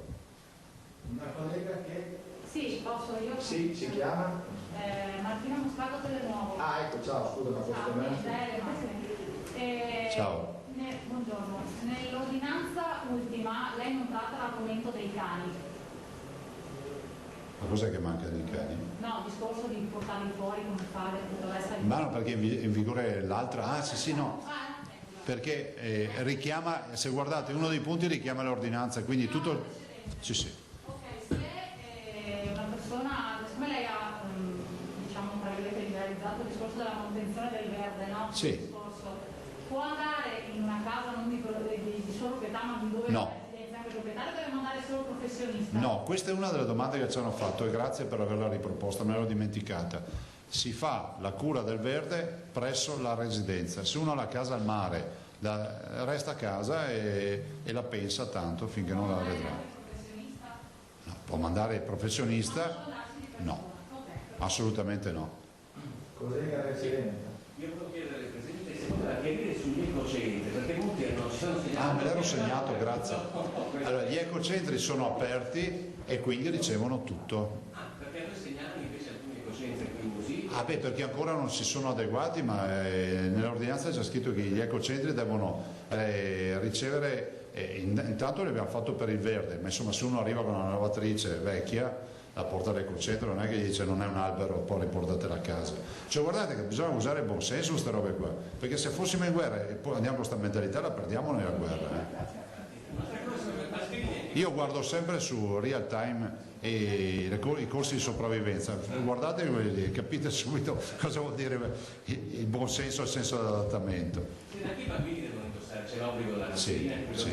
Non è un obbligo, no, non è un obbligo, è fondamentale, soprattutto per un bimbo. E fra l'altro non ce l'abbiamo perché noi abbiamo quelle che abbiamo distribuito. No, ma diamo un'istruzione, diamo un'istruzione, quella che hai su te, perché tanti genitori dicono ma no va bene, sì, basta fare 2 nodi nell'elastico, prendete il bimbo, fate i 2 nodi e diventa una mascherina perfetta.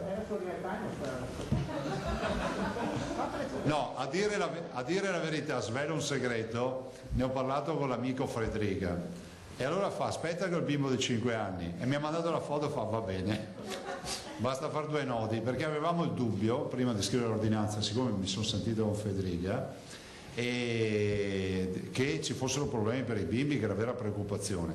Ha fatto la prova sul suo bimbo e mi ha mandato la foto, è perfetta, addirittura diventa anatomica perché il bimbo ha il viso piccolo, quindi diventa proprio, arriva quasi alle orecchie. Se non c'è altro... No, sì, l'uovo, sì, scusate, l'uovo. Allora, a mezzanotte chiudiamo l'asta, però io non la considero chiusa, siccome avete dato un bel segnale, devi sapere, questo uovo me l'hanno regalato e io l'ho messo all'asta. Sapete a quanto siamo arrivati? A 20.000 euro, quindi l'uovo più caro del mondo. Però si può ancora sperare, quindi quello è il numero 041 279 2863, 041 279 2863, è per un'opera di bene, quindi se qualche imprenditore, qualche persona facoltosa o chi altri vuol versare, guardate, abbiamo un pensionato che è Giuseppe Bellè, che saluto, 75 anni se non ricordo male, ha solo... Qual è la sorpresa, così magari facciamo limitare... No, non si sa. E potrebbe essere anche una donazione all'interno, esserci anche una donazione, quindi a pacchetto noi lo diamo a 20.000, lo abbiamo già piazzato comunque. Giuseppe Bellè lo ringrazio perché è un pensionato, ha solo la pensione, ha rinunciato a un mese di pensione, 713 euro ho visto, li ha versati, ce l'ha comunicato e quindi grazie di cuore, e molti altri che stanno facendo un sacco di atti di liberalità. Ecco, la preghiera, se qualcuno vuole dare il colpo di grazia a sto uovo, sono già fino a mezzanotte. Noi siamo reperibili fino a mezzanotte per l'ultima offerta. So che ci sono un paio di persone, fra l'altro uno è un anonimo, che si stanno contendendo l'uovo. Fate questa ultima offerta e risolviamo anche questo problema. Nel senso che ha detto che l'offerta è tutto, però vuole restare, noi sappiamo chi è, ma vuole restare anonimo. Allora,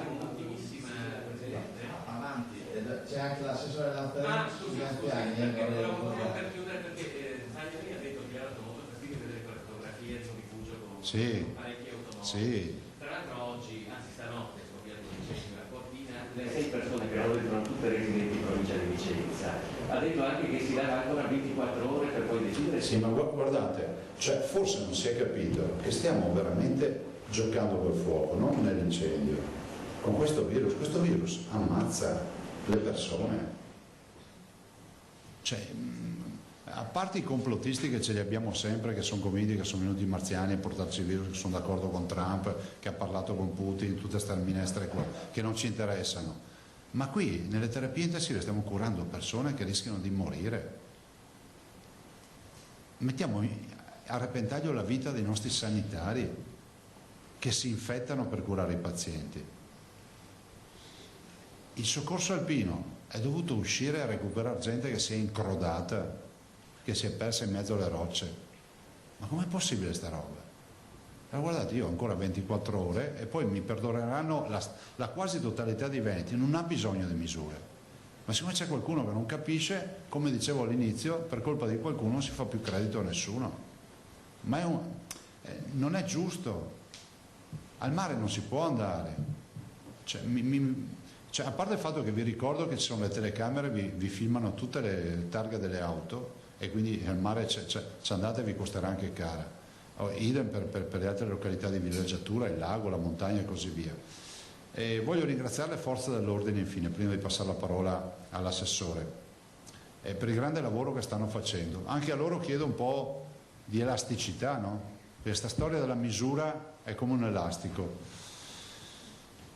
L'elasticità vuol dire insomma applicare buon senso, loro ne hanno molto le forze dell'ordine, siamo in un momento delicato.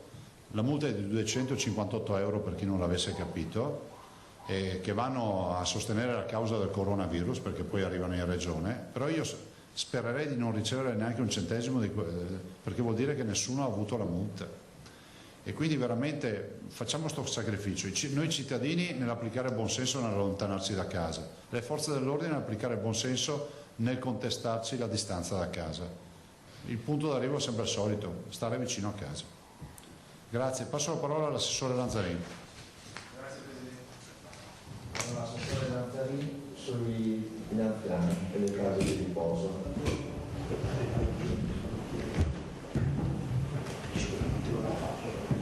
Grazie, buongiorno. Poi passo subito. Sì, allora, noi eravamo rimasti che oggi comunicavamo un po' di dati, no? La ricognizione per quanto riguarda le strutture per anziani è quasi completamente terminata, abbiamo i dati a ieri, quindi ci mancano i dati di oggi, domani credo che sarà completata quindi al 100%. E ne emerge una fotografia di questo tipo. Su 370 strutture sono state già tamponate 302 strutture per un totale di, stiamo parlando degli ospiti, per un totale di 33.311 ospiti. Di questi hanno già fatto il tampone o il test rapido, adesso spiego, 24.604, quindi pari al 74%, e ne sono risultati dagli esami fatti 1.857 di positivi, quindi pari al 6%. Rispetto appunto ai numeri che oggi abbiamo, quindi il 6% di questi 24.604 che sono il 74% degli ospiti interi all'interno delle case di riposo è positivo. Il numero di positivi è 1.857, quindi il 6% rispetto ai tamponi fatti.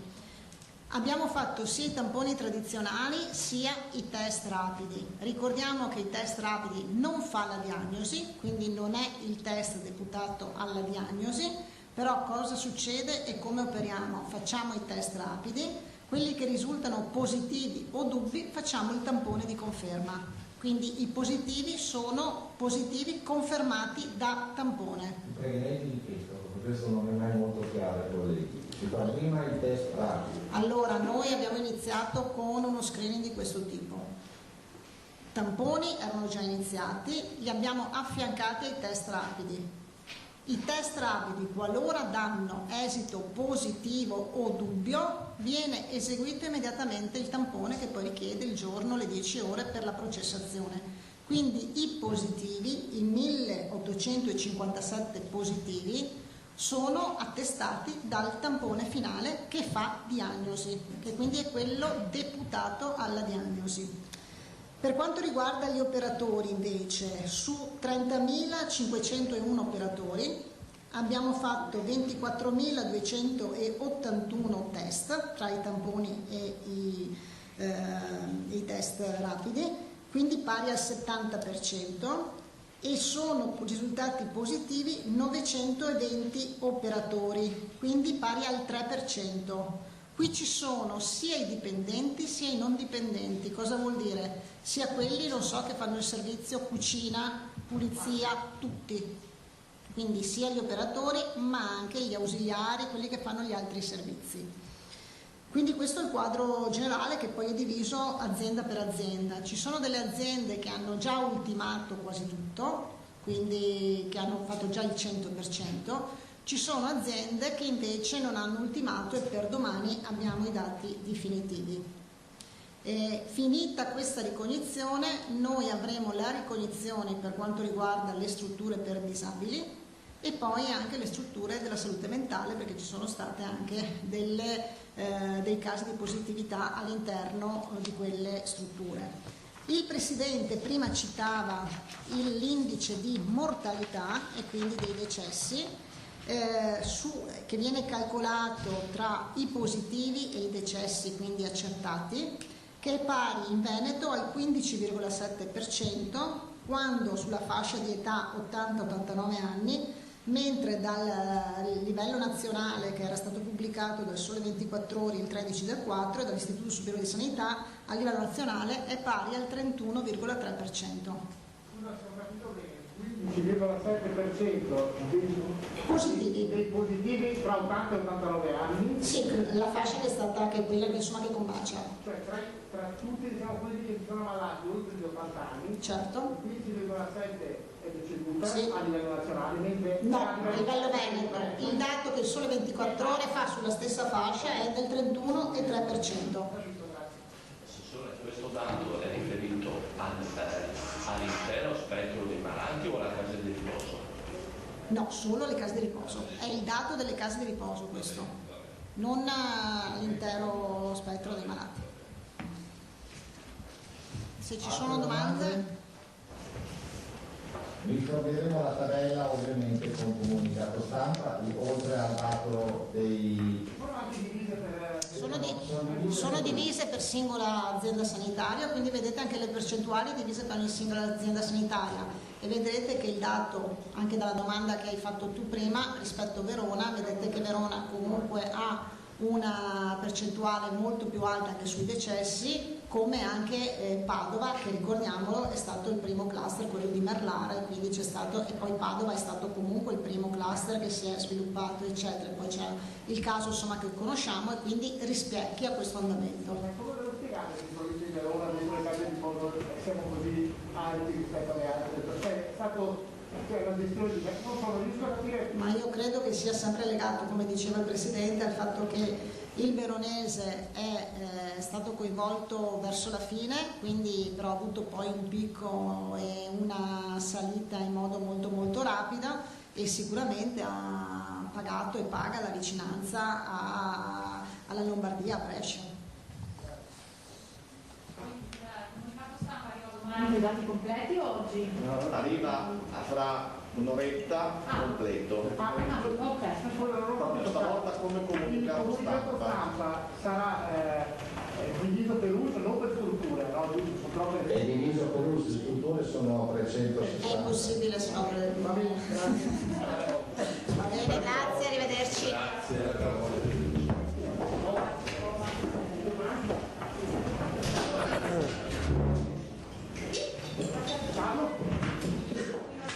Allora, importantissima questa conferenza stampa, durante la quale sono stati chiariti molti aspetti. Uno di questi in particolar modo è quello che più agita anche il nostro pubblico da ore, che è quello in merito alla distanza dei 200 metri, il limite dei 200 metri. Allora su questo è voluto intervenire il governatore, chiarendo molto bene, anche con un po' di nervosismo, come o le cose cambiano o entro aspetto 24 ore, oppure saremo costretti a intervenire sulla distanza massima. Qual è questa distanza massima che non è più il limite dei 200 metri? È che la nostra abitazione deve essere a vista, quindi non possiamo camminare i 4-5 km che dicevamo più volte, quindi casa a vista. Non voglio più vedere questi parcheggi dei rifugi pieni, non si va in spiaggia, non si va in montagna.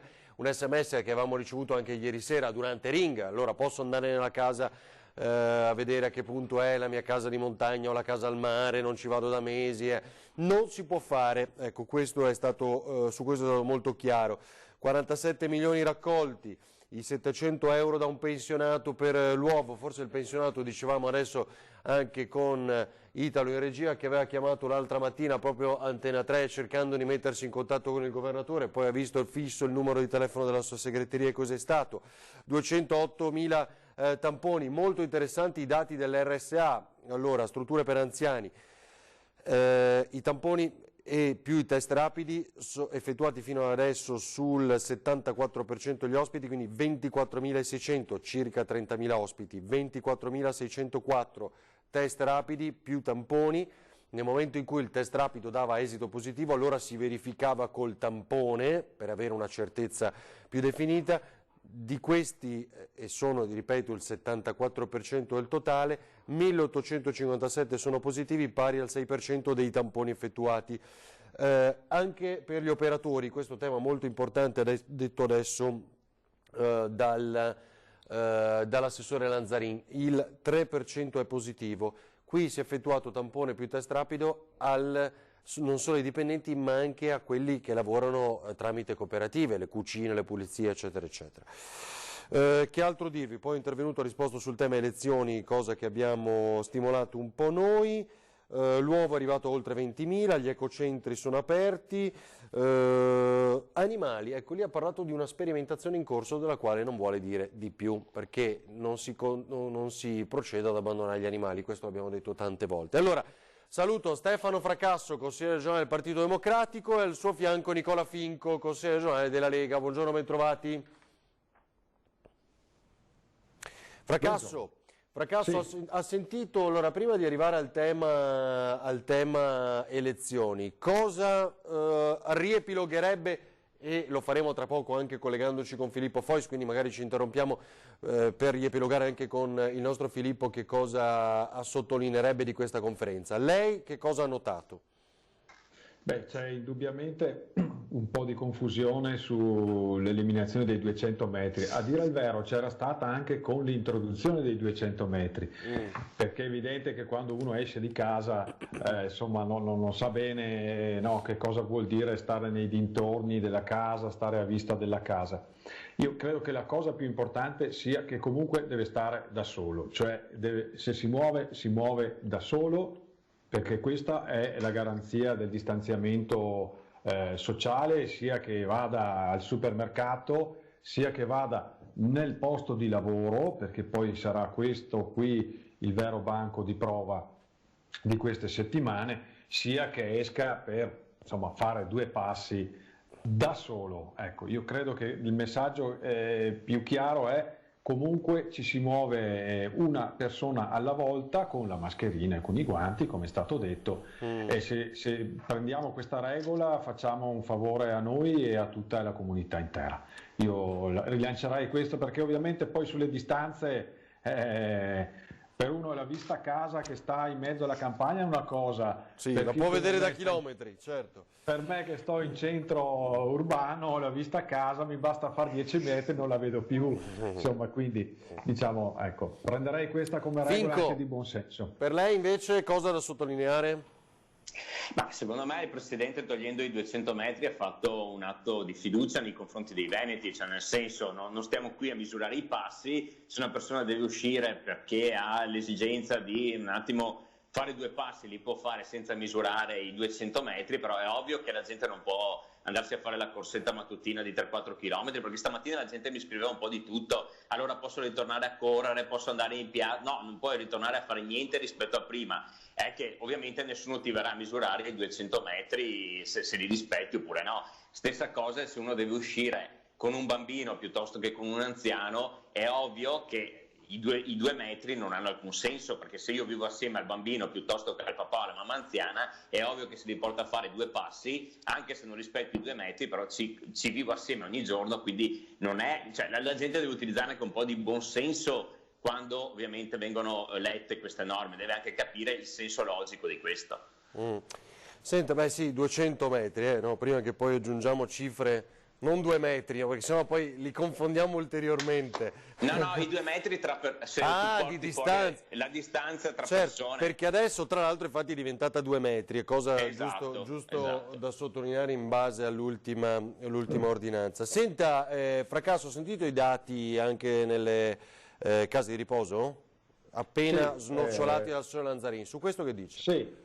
Su questo, guardi, noi l'avevamo sollevato proprio all'inizio, mi ricordo per esempio proprio il 23 di marzo avevamo fatto anche lì una conferenza stampa dicendo attenzione, le case di riposo sono un fronte delicato e critico, è stata un po' sottovalutata questa parte dell'emergenza, si sta recuperando e questo è molto positivo.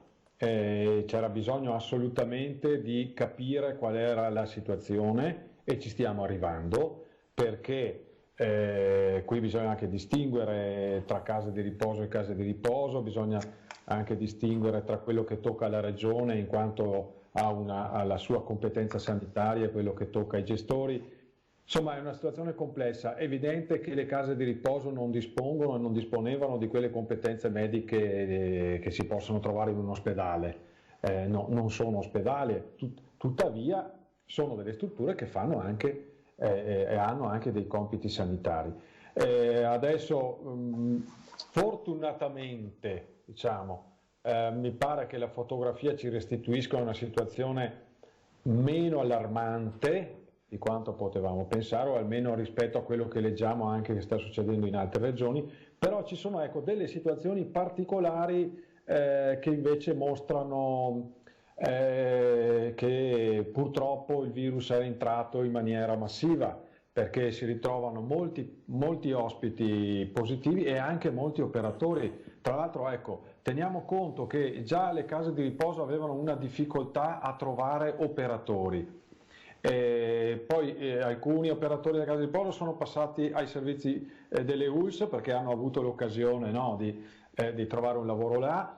Adesso alcuni sono a casa in quarantena e questo è l'allarme che ho visto lanciato anche dal presidente delle case di riposo anche oggi sulla stampa. Dice ci vorrebbe un bando come quello che è stato fatto per i medici per reclutare nuovi operatori nelle case di riposo. Questa è davvero una dei fronti più complicati, credo, oggi rispetto all'epidemia. In tutta Italia però, no? Questo lo ricordiamo sempre. Finco?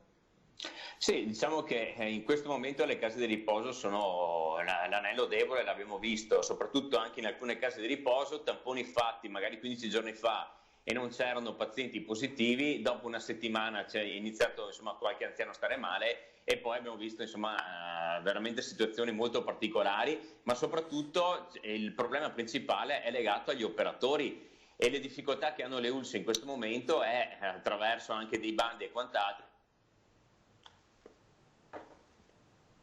Vediamo se è caduta la linea, il collegamento. Aspettiamo qualche istante. Magari... Ecco, Finco, l'avevamo persa, prego.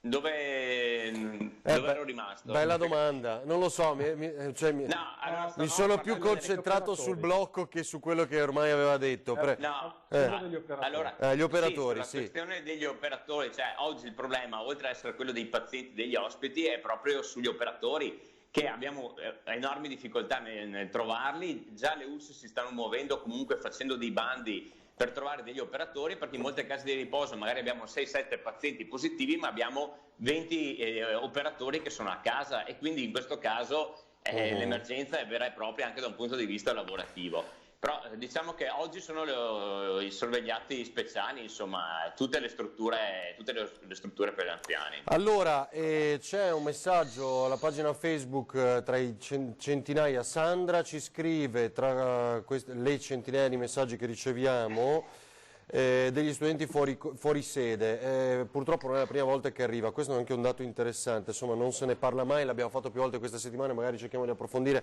adesso appena riesco a intercettare il messaggio. Però aspettate Fracasso e Ficco, perché vedo di nuovo collegato Filippo Fois con Sandro Ponchio da Marghera. Filippo, allora tu cosa sottolineeresti? È chiaro che insomma c'è questo ultimatum di Zaia, no? 24 ore o state vicino a casa? Io partirei. Esatto, vai. Partirei proprio da questo, perché l'ordinanza è freschissima e non era mai capitato che il governatore annunciasse di poterla modificare così a breve, anzi tutte le volte precedenti si è attesa la sua naturale scadenza, questa volta invece no. Zaia è partito da una fotografia che ha visto di un rifugio che l'ha fatto molto arrabbiare con tante macchine fuori e ha detto che insomma è un atto di responsabilità quello che ci sta chiedendo ai veneti, perché se è vero che gli ultimi dati sono confortanti e stanno parlando di un calo dei contagi, dall'altro non bisogna assolutamente abbassare la guardia, per cui se si dimostrerà troppa rilassatezza, così come è avvenuto qua e là a macchia di leopardo, bisognerà nuovamente dare una stretta, un giro di vite a quelle che sono le limitazioni. Lui ha usato un vecchio adagio che si vedeva in alcuni negozi, su alcuni bar: per colpa di qualcuno non si fa più credito, e qui per un'esigua minoranza di persone ha detto potrebbe pagare tutta la maggioranza, perché ricordiamoci insomma che non è uno scherzo, ci sono più di 900 morti, siamo quasi a 1000 morti in Veneto. Sì. Dobbiamo andare velocissimi, poi anche per la tua salute, perché c'è vento oggi, no? Quindi sei con la giacca. Senti, qua abbiamo tantissime domande, per esempio Stefano scrive: telefonando a Contarina hanno difficoltà a organizzarsi, forse ci riusciranno per sabato, ma sei stato proprio tu a stimolare il Presidente su questa domanda degli ecocentri, per esempio, no? Che è un tema importante sul quale molti ci hanno scritto, no? E telefonato in queste ultime 24 ore. Sì, perché appunto non tutti gli ecocentri sono ancora aperti, dovrebbero esserlo, ma si stanno attrezzando per poter svolgere la loro attività secondo quelle che sono le nuove prescrizioni anticontagio, però insomma a breve dovrebbero essere aperti tutti. Poi anche Zaia ha detto insomma bisogna anche usare un po' di elasticità, presumo si riferisse a chi lavora lì, nel senso che insomma ha detto se andiamo in guerra insomma dobbiamo essere un po' più elastici, altrimenti la perdiamo, però ecco sono tutti al lavoro per potersi adeguare ed essere tutti pienamente operativi. Ecco, da questo punto di vista è stata confermata la riapertura. Ti sei segnato il nome del pensionato? Per caso lo ha citato poco fa Zaia, quello che ha donato l'intera pensione di un mese? Perché lo hai segnato tu per l'uomo? Devo dire che anch'io me lo sono perso, ma appunto dicevamo che forse è quello che ha telefonato l'altro giorno ad Antena 3, quindi poteva essere curioso perché cercava proprio di fare un'attività di questo tipo. Senti Filippo, poi la mortalità in Veneto 15,7% rispetto al dato nazionale che è del doppio di fatto. Sì, è quasi praticamente del doppio, supera il 31%, però attenzione perché si tratta di decessi avvenuti nelle case di riposo in una fascia d'età che va dagli 80 agli 89 anni, per cui non è un dato globale dei decessi, è un dato specifico di quella determinata realtà, in quella determinata fascia d'età. Ciò non toglie comunque che in Veneto si muore molto di meno rispetto che altrove, insomma è proprio la metà rispetto a quelli che sono i dati nazionali. Questa insomma è un fatto più che insomma veramente da sottolineare. Senti, quella cosa della sperimentazione degli animali, poi off the records ha detto avete scoperto qualcosa di più, che cosa intendesse il Presidente? No, anche perché l'avete visto lì, avete visto che ha preso e è andato via immediatamente, per cui noi poi tra l'altro noi siamo separati da dei tavoli che non ci fanno, siamo a circa quasi una decina di metri di distanza da Zaia, per cui è inavvicinabile. Le uniche domande che possiamo fare sono quelle che sentite durante le nostre dirette. Che altro sottolineeresti Filippo, anche perché poi arriviamo al nodo politico e ne parliamo con Fracasso e Ficco? Io infatti volevo Volevo proprio arrivare al nodo politico qui, perché c'è questo giallo sulla data delle elezioni, un rebus. Voi sapete che le elezioni regionali dovevano tenersi a maggio, naturalmente non si potranno tenere per ovvi motivi, per cui si è aperto il dibattito su quando celebrare i comizi elettorali, come si dice in termini tecnici. Ecco, da questo punto di vista Zaia ha detto ottobre, novembre, vale a dire la finestra che per legge si aprirebbe, non vanno bene, perché potrebbe esserci, è prevista, speriamo di no, una recrudescenza, una seconda ondata di coronavirus, per cui non ci potrebbero non esserci le condizioni per svolgere in sicurezza le elezioni. Bene, allora, secondo quanto hanno dichiarato a Ring ieri sera sia Cappelletti che Arturo Lorenzoni, si potrebbe votare a settembre. Zaia su questo è stato un po', come si dice, un po' dubbioso, perché in effetti si tratterebbe di fare la campagna elettorale ad agosto, per cui diciamo che rimane un po' sul tavolo questa questione aperta, un punto interrogativo. Esatto. Va bene, grazie davvero a Filippo Fois e Sandro Ponchio, buon lavoro. Ecco, no, guarda, potrei dirti un'ultima cosa, siccome tanti si chiedono ma quando è che finirà, e durante la conferenza è stato dato un dato interessante che io sottolineerei, che secondo quelle che sono le previsioni, i modelli matematici, si contano di avere gli ultimi ricoverati per coronavirus in Veneto nel mese di luglio. È vero, questo è verissimo, però bisogna vedere l'effetto di questo lockdown che di fatto non c'è più, che di fatto, perché siamo già nella fase 2, ha detto Zaia, no Filippo? Quindi in realtà vedremo che succede. Esatto. Va bene, grazie. Staremo a vedere. Grazie a Filippo Fois e Sandro Ponchio. Voi sentivate? A voi. Voi? Sì. Sentivate, va bene. Allora, Fracasso, cominciamo da lei, perché appunto ieri sera, e lo abbiamo riproposto poco fa, domandato anche al governatore, Arturo Lorenzoni, candidato per il centrosinistra, e Enrico Cappelletti, invece candidato governatore per il Movimento 5 Stelle, hanno detto, insomma, intanto il Movimento 5 Stelle non vi segue, niente ticket, nonostante sia un mondo stravolto e sia cambiato tutto, quindi separati. Alla candidatura, al voto, e settembre potrebbe essere una data buona. Cominciamo da Fracasso e poi Finco per andare al voto. Beh, innanzitutto io direi che adesso siamo di fronte a una fase 2, a una coda reale, tanto che appunto questi modelli ci dicono che fino a luglio ci saranno ancora dei pazienti in ospedale, quindi mi pare che non abbia proprio nessun senso proporre delle elezioni a luglio, anche in un momento in cui ci troveremo a fare una campagna elettorale con molti veneti che sono senza lavoro o non hanno ancora riaperto il bar piuttosto che il ristorante, neanche di questo sappiamo. Poi ecco, tra settembre, ottobre e novembre, qui è un po' difficile fare delle previsioni, ci sarà o non ci sarà una seconda ondata? Intanto auguriamoci che non ci sia, esatto. Molto dipende da come superiamo questa fase. Io quindi confido che se superiamo bene questa fase l'autunno possa essere un autunno insomma di sicurezza e di salute per tutti, e anche l'inverno, quindi io rimetterei questa valutazione a quelli che fortunatamente con molta competenza hanno dato le indicazioni sui tamponi, sulle zone rosse, sul modo in cui seguire i positivi, cioè ai medici e ai virologi. Questa è una valutazione per esempio che potrebbero fare all'inizio di agosto, vedendo un po' come procede con i numeri e quindi sulla base di quello anche determinare una data. Per lei qual è la data? Ma io penso che può essere che ottobre possa essere così una data centrale, nel senso un mese centrale, poi se è la fine di settembre o se è novembre, per me non fa gran differenza. Uno si chiede, ma se è settembre si fa la campagna elettorale in agosto, sì. E vabbè, si comincerà dopo Ferragosto, le campagne elettorali sappiamo sono brevi ormai, però insomma se fosse la fine di settembre la data delle elezioni la ritengo una possibile data. Ma ripeto, credo che intorno a ottobre, settimana più, settimana meno, si possa collocare una finestra utile per svolgere con tranquillità le operazioni.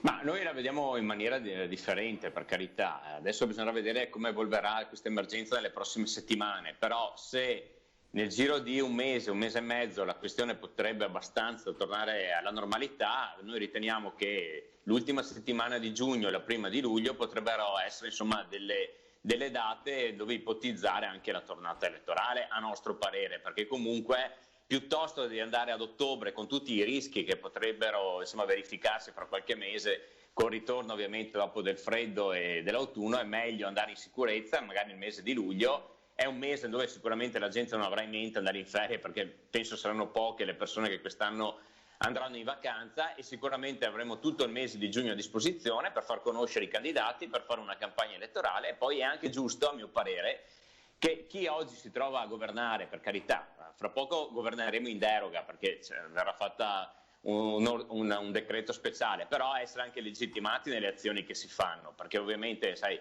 un conto è governare con pieni poteri, tra virgolette, un conto è governare con una deroga del Presidente del Consiglio dei Ministri per qualche mese. Quindi noi siamo dell'idea che, se possibile, di andare al voto già tra i mesi di giugno e luglio. A parte appunto i pieni poteri non porta fortuna, cioè non porta benissimo nell'ultimo anno alla Lega. Sì, no, ma è chiarissimo. È chiarissimo. Senta, Fracasso, ma perché non vogliono andare? Perché vogliono andare a votare subito? Cosa ci legge lei? Ma non lo so, è un messaggio contraddittorio questo, per cui no, il Presidente invoca attenzione, revoco addirittura i 200 metri, però sarebbe pronto il giorno dopo a partire una campagna elettorale. Lo trovo contraddittorio, anche per i cittadini che hanno altre preoccupazioni in questo momento e troverebbero assolutamente... Pensate ai medici e gli infermieri che sono impegnati nei nostri ospedali, cioè di fronte al fatto che la politica sceglie invece di far partire una campagna elettorale. E anche, credo ci voglia anche rispetto per queste persone, per questi professionisti. Non cambia nulla, i poteri chi è in carica li ha lo stesso. Hanno rinviato le elezioni anche grandi paesi, figuriamoci se non possono fare i comuni o le regioni d'Italia, quindi è questione di qualche mese, però ecco, io non mischierei capra e cavoli. Oggi bisogna pensare a uscire dall'emergenza, fare ripartire anche le attività produttive, perché attenzione che ci vuole il lavoro, ci vuole il reddito, e rimettere in carreggiata tutto il Veneto, ma tutto il paese, insomma tutta l'Italia, e poi si penserà alle elezioni. Questione di qualche mese. No, certo, ma ci dà anche, non so, quel profumo di ritorno quasi alla normalità, no? Parlare di questo, e che comunque giustamente è un tema, perché è un tema.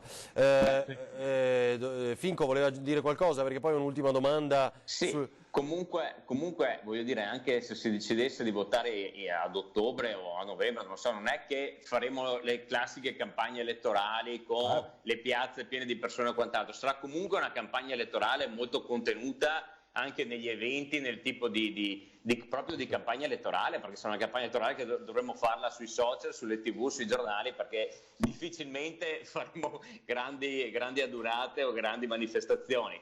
Però è ovvio che, secondo me, è giusto che, insomma, quando la situazione si tornerà alla normalità, i cittadini si possano esprimere, anche perché è vero che adesso la situazione è quella che è, i medici sono in prima linea, le categorie economiche chiedono interventi urgenti, però ricordiamoci che anche la politica deve essere legittimata nel proprio ruolo, perché ognuno fa il suo lavoro, ma anche la politica deve fare il proprio ed essere legittimata nel farlo. Ho un flash, poi sentiremo l'assessore Federico Caner per quanto riguarda il turismo, le parole del sottosegretario ieri, questa estate si andrà in spiaggia. Poi ha colpito molto quella foto che abbiamo mostrato stamattina dei lettini, l'ombrellone chiusi da un plexiglass, come potrebbe essere forse negli stabilimenti balneari dell'Emilia Romagna, cioè, quindi quello già fa soffocare l'idea. Però sì, esatto, la sauna.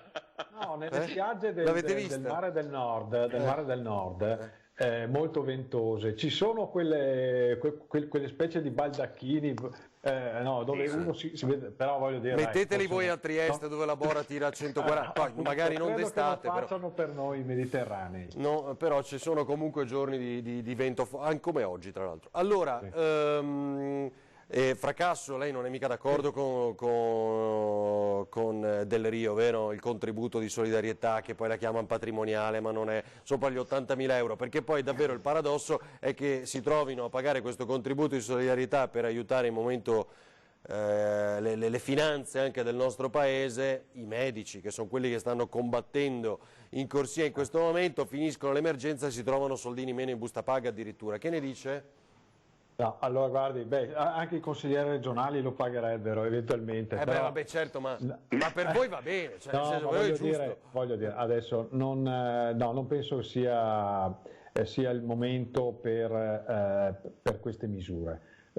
Ci sono, ripeto, altre priorità. Il governo sta mettendo in campo tutto quello che può mettere in campo, tenuto conto anche di com'è il bilancio dello Stato, e dobbiamo adesso, credo, misurare su due questioni. Una è dare una protezione a chi non ha il lavoro o chi ha l'attività chiusa, il negozio, il bar, il ristorante, insomma, il lavoratore autonomo piuttosto che l'interinale che è a casa. Prima necessità. Seconda necessità, fare ripartire in sicurezza per chi lavora le attività. Queste sono le due, secondo me, questioni prioritarie per il Paese, e tutti bisogna remare dalla stessa parte per questo. Poi ci sarà un tema sicuramente di come si quadreranno i conti del bilancio Italia con la prossima finanziaria di fine anno, ma sarà anche un problema della Regione Veneto far quadrare i conti del bilancio Veneto, perché non scordiamoci che abbiamo situazioni di difficoltà nel trasporto pubblico, evidentemente. Se non si va col trasporto pubblico non si pagano i biglietti, non stanno in piedi i bilanci, ma questo vale per le scuole paritarie, cioè, quindi vedete, io non semplificherei, perché non è il momento di aggiungere questioni alle due che ho già detto. No, ma infatti anche all'interno del PD c'è un dibattito su questo, no? Ci sono diversità di vedute su questa che non è la patrimoniale, ma insomma è un contributo di solidarietà. Prego, Finco. No, diciamo che introdurre una patrimoniale in questo momento, qua si parla di tassare gli 80.000 euro lordi, però guardate ragazzi, sì, dagli 80.000 euro in su, però ricordiamoci che gran parte della nostra classe imprenditoriale, anche piccoli e medi imprenditori, insomma sono quelli che già adesso avranno comunque una mazzata nelle prossime settimane, nei prossimi mesi. Se in più gli vai a introdurre anche una patrimoniale, cioè ragazzi, non so dove vogliamo portare questo paese. Secondo me le risorse si possono trovare tranquillamente all'interno dei meandri dello Stato, che insomma abbiamo visto in tutti questi anni che quando vogliono i soldi li trovano sempre, poi quando non vogliono ovviamente passano ad applicare patrimoniali e quant'altro. Comunque insomma in questo momento la trovo del tutto fuori luogo la possibilità di introdurre una patrimoniale, anzi quello che dovrebbe fare forse il governo, e che secondo me è già in ritardo, è pensare proprio all'attivazione della fase 2, perché abbiamo tutta Europa che ormai ha già riaperto e sta già un po' alla volta ripartendo, e l'Italia ancora al momento è ancora tutto bloccato, con determinati settori che un po' alla volta potrebbero tranquillamente riprendere a lavorare, ma che per motivi insomma che a noi non sono ancora noti non hanno potuto riaprire la propria attività, perché è vero che siamo ancora nel pieno dell'emergenza, però ci sono determinati settori e tantissime aziende che sarebbero pronte a riaprire domani mattina in totale sicurezza, e ovviamente potrebbero comunque fatturare tutta una serie di ordini e di commesse che hanno già da mesi insomma in conto di fare. Lo svuota magazzini, diciamo, che potrebbe essere una nuova ordinanza in arrivo nelle prossime ore, come ha detto il governatore Zaia poco fa. Sì, ma ad esempio a Varino ci sono tutto il settore della moda, che prima faceva riferimento anche il Presidente. Esatto. Ad esempio i buyer internazionali fino al 2021 hanno annullato tutte le sfilate di moda, quindi tantissimi anche artigiani locali hanno tutta una serie di commesse fino ad agosto. Da settembre in poi non si sa cosa succederà, però loro dicono almeno fateci fatturare gli ordini che abbiamo. Esatto, va bene. Grazie a Stefano Fracasso, grazie Nicola Finco. A voi. Grazie a lei. Grazie e buona giornata, buon lavoro. Ci fermiamo pochi istanti, poi come detto avremo l'assessore al turismo Federico Caner per la regione Veneto, e nell'ultima parte torneremo al tema del cosiddetto decreto liquidità, anche perché lo possiamo mostrare, dove era sul Corriere mi pare, il modulo, eccolo qua, il fondo di garanzia dal decreto liquidità. Qui c'è il modulo pronto per i prestiti fino a da 25.000 euro, quello fino a 25.000 euro. Prodi, non possiamo dire di no al MES, così proposto va bene, quello senza le condizioni, diciamo, poi bisognerà capire davvero se è così. Allora, ci fermiamo, poi Federico Canervi, aspettiamo.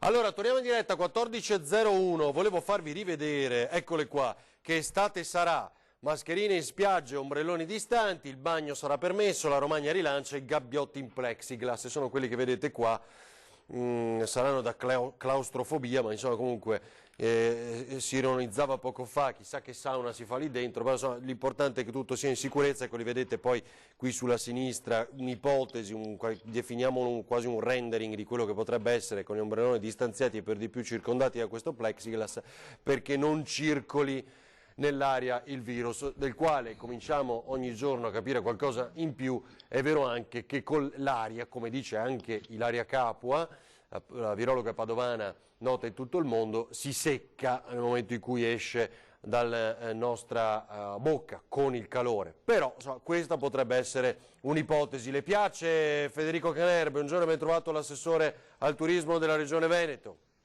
Sì, salve, buongiorno a tutti. Beh, innanzitutto chiedo scusa di queste orribili cuffie, ma purtroppo ho rotto le altre, queste mi sono rimaste. Sa già che le chiederò di rappare un pezzo dopo, di fare un po' di rap, però vabbè, dai. Va bene, l'importante è che mi sentiate bene. Sì, sì, bene, bene. Ecco, allora, beh, guardi, io ho visto anch'io quella proposta, diciamo, e onestamente non mi piace affatto, perché penso che chi vuole andare al mare ha la necessità di sentirsi comunque libero, e innanzitutto poi insomma delle chiusure così in plastica rischia di fare veramente effetto serra, quindi onestamente non la vedo una soluzione. Ritengo invece che sia possibile, stamattina ne abbiamo anche parlato con il ministro Franceschini, con il quale abbiamo avuto un collegamento assieme agli altri assessori del turismo, e ho portato proprio questo caso qua. Ho detto: guardate che noi abbiamo bisogno di linee guida per quest'estate, per capire se si può aprire, ma soprattutto come aprire.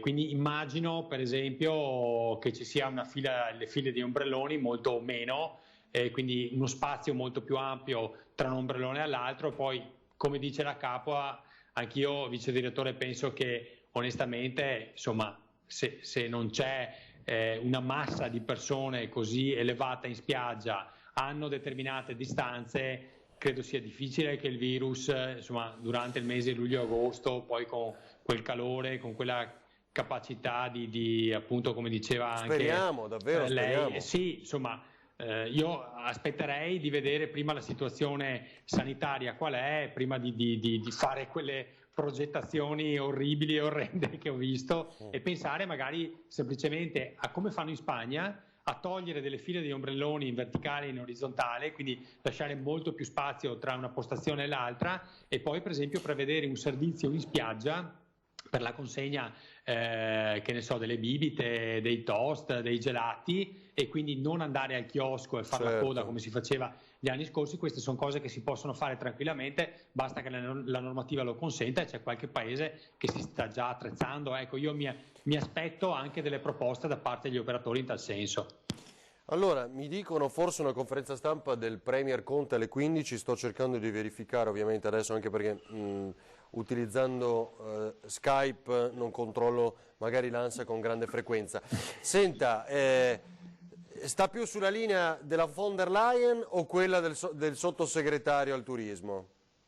Quindi, Presidente della Commissione Europea che dice non prenotate le vacanze, immagino no, da assessore al turismo ovviamente, o il sottosegretario che ieri sera, abbiamo raccontato in diretta, ha detto di fatto al mare ci andremo quest'estate? Beh, la von der Leyen ha sbagliato e secondo me ha creato un danno grossissimo non solo all'Italia ma anche a tutti i paesi mediterranei, perché non si può fare una dichiarazione di quel tipo là finché non si ha un'evidenza scientifica sanitaria chiara. Quindi ovviamente sto con la Bonaccorsi, anche se io per onestà intellettuale devo dire una cosa, ogni volta che la dico ho delle critiche da una parte e applausi dall'altra. Allora, guardi, la verità è semplicemente questa: ci sono molti operatori che vogliono partire, sono già pronti a partire subito, cioè quindi se domani dicono si può andare in spiaggia, aprite, sono pronti. Ce ne sono altri, che è giusto dirlo, anche se qualcuno non vuole che lo dica, ma io recepisco quello che mi arriva dal territorio, che invece sono in forti dubbio se aprire, non solo per questioni diciamo amministrative, economiche, ma anche per le responsabilità, e in un momento in cui non è chiaro, tant'è vero che, ripeto, noi oggi al Ministro abbiamo chiesto di avere delle linee guida chiare e importanti. Abbiamo chiesto per esempio di tutelare quegli albergatori che sono disponibili a aprire gli alberghi, ma che si fanno una domanda, e la domanda è questa: chi ne risponde? Certo. Esatto, bravo. Se mi si ammala qualcuno all'interno dell'albergo e qualche altro ospite mi fa causa perché prende la malattia o il virus, chi risponde, dato che ad oggi non c'è nessuna compagnia assicuratrice che mi assicura? Allora, su questo, prima di pensare di aprire, bisogna dare delle risposte. Dopodiché io sono il primo a dire che vogliamo partire velocemente, perché non possiamo permetterci di perdere la stagione estiva, però dobbiamo dare risposte agli operatori per aprire in sicurezza, per loro e anche per tutti gli ospiti, i turisti, che siano veneti, italiani o stranieri. Presumibilmente saranno quasi tutti italiani, perché stranieri fino alla fine dell'anno penso che non ne vedremo. Ecco, tra l'altro Tiziana, mi pare, via Facebook ci scrive una domanda: io ho le vacanze prenotate in Croazia, che faccio? La prima cosa che gli direi di cuore... Intanto ecco, gli dico di farle in Veneto, ecco, lo sapevo, e non in Croazia, prima cosa. Seconda cosa, dico che è un rischio prenotare le vacanze all'estero, questo sì. Adesso, al di là diciamo del nostro ruolo, e che ovviamente noi tutti assessori delle varie regioni italiane siamo contenti se le vacanze quest'anno gli italiani le fanno in Italia, anche per darci una mano tra di noi, in sostanza, no? Come popolo. Però credo oggettivamente che ci siano delle difficoltà ad andare all'estero. Penso al tema dei trasporti, ma anche capire anche gli altri paesi come si comporteranno nei confronti di persone che vengono da altri paesi. L'Italia è ancora percepita comunque come un paese a rischio, anche se noi siamo i primi che hanno avuto questo problema, saremo i primi ad uscirne. Non so i croati come riceveranno gli italiani. Ecco, il consiglio che do io, almeno quest'anno, siccome non mi sembra che sia insomma una richiesta così esagerata, quest'anno un sacrificio così alto. Guardi, io resto in Italia, non c'è alcun dubbio, ma poi questo l'abbiamo già iniziato a postare in tutte le foto meravigliose del nostro territorio, del nostro Veneto. Anzi, bisogna fare io resto in Veneto, mi raccomando. Assessore, da adesso subito io resto in Veneto per le, no? Lanci questa idea che è nata qui da noi insieme, quindi per così facciamo vedere i nostri posti meravigliosi e unici, anche perché abbiamo tutto in Veneto, così vicino Friuli Venezia Giulia e Trentino Alto Adige, insomma, che ci seguono, quindi ognuno faccia il proprio io resto. A proposito, ci sono novità sull'eventuale detassazione delle vacanze in Italia? Sì?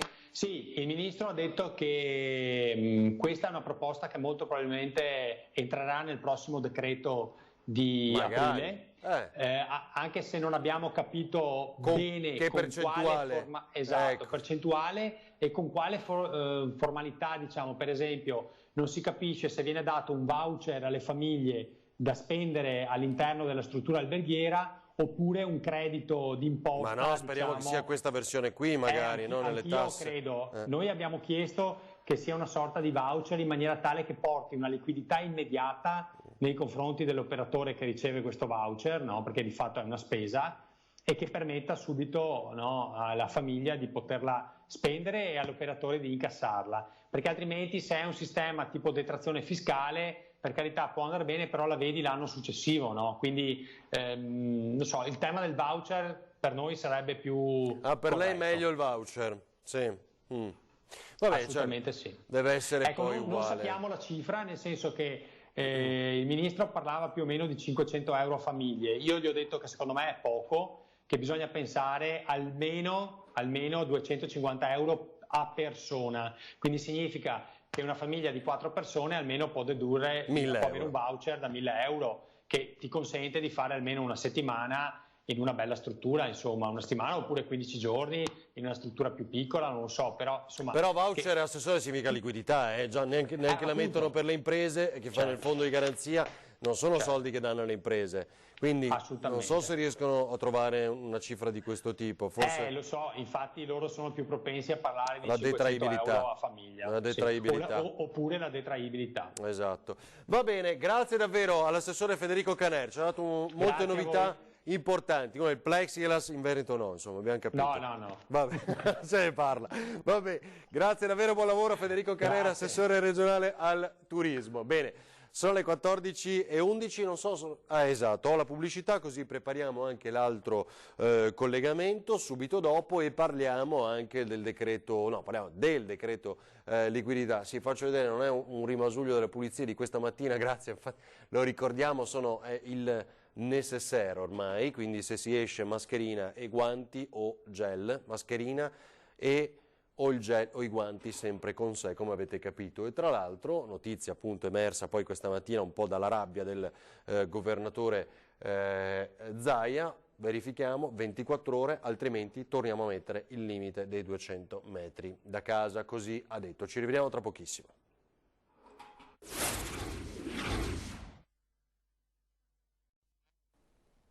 Torniamo in diretta 14:15, dunque vi mostro il modulo così come ora ufficializzato per quanto riguarda la richiesta di garanzia, il prestito fino a 25.000 euro, modulo da presentare al soggetto richiedente del fondo di garanzia, al banca, intermediario finanziario Confidi, ed eccolo qua.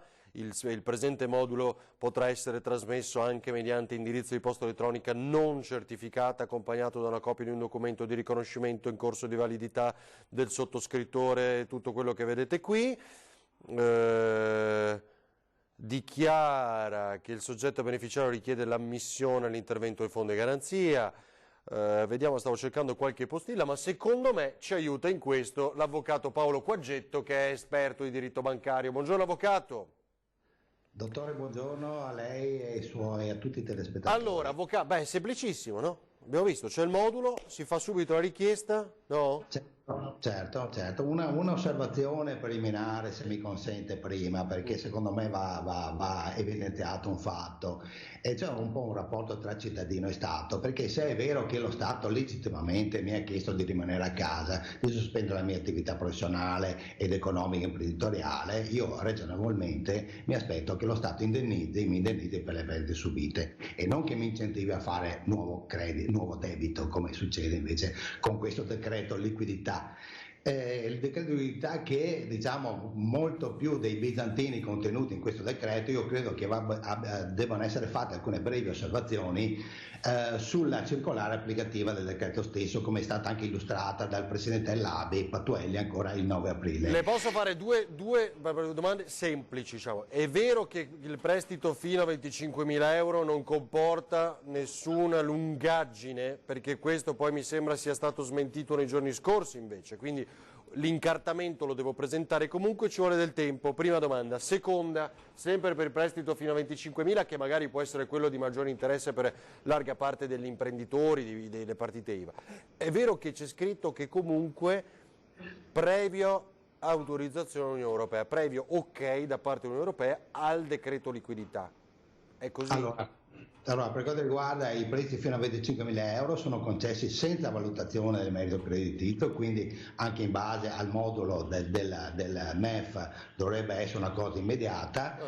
Diverso invece è il caso dei prestiti superiori a 25.000 euro, che Patuelli ha detto ben chiaramente che la concessione di questi prestiti si baseranno sull'iter ordinario e quindi sul merito creditizio, almeno per la quota che non garantita allo Stato, che va dal 10 al 30%, per cui determinante per la concessione del prestito sarà anche in questo caso la centrale rischi presso la Banca d'Italia, che dove ci saranno delle sofferenze o saranno segnalati soggetti richiedenti finanziamento e non verrà concesso questo finanziamento. Temo che ci saranno anche difficoltà per coloro che, pur non in sconfino con l'utilizzo dei fidi oppure non segnalati e quindi regolarmente adempienti gli oneri bancari, ma che abbiano un'eccessiva esposizione di vittoria, io credo che anche in questo caso ci sarà qualche difficoltà. Traduco, quelli che più avrebbero bisogno dei prestiti non li avranno.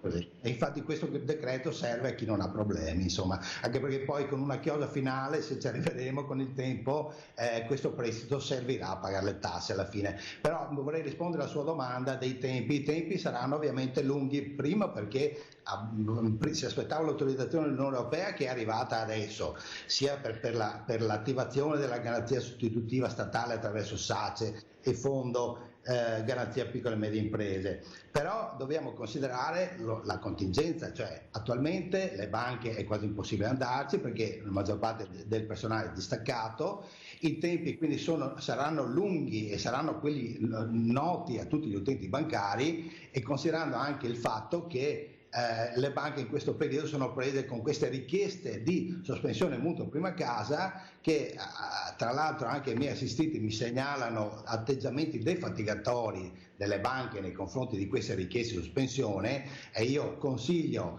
a chi, che intanto in questi casi le banche non verificano immediatamente le richieste, però intanto addebitano le rate. Questo è un comportamento scorretto che consiglio che vada segnalato alla Banca d'Italia, perché appunto, ripeto, è un comportamento defatigatorio e scorretto delle banche, quindi i tempi saranno sicuramente lunghi. Cioè chiedo la sospensione delle rate del mutuo, però intanto me le fanno pagare.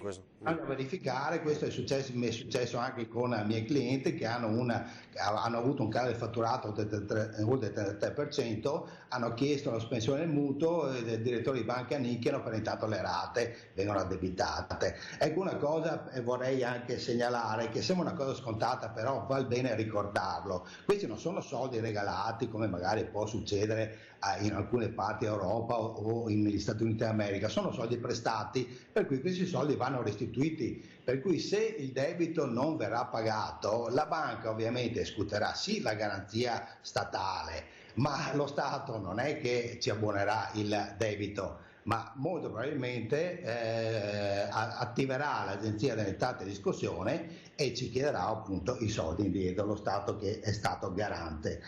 Tra l'altro 6 anni, anche se si pensa di allungare, non la durata di questo prestito.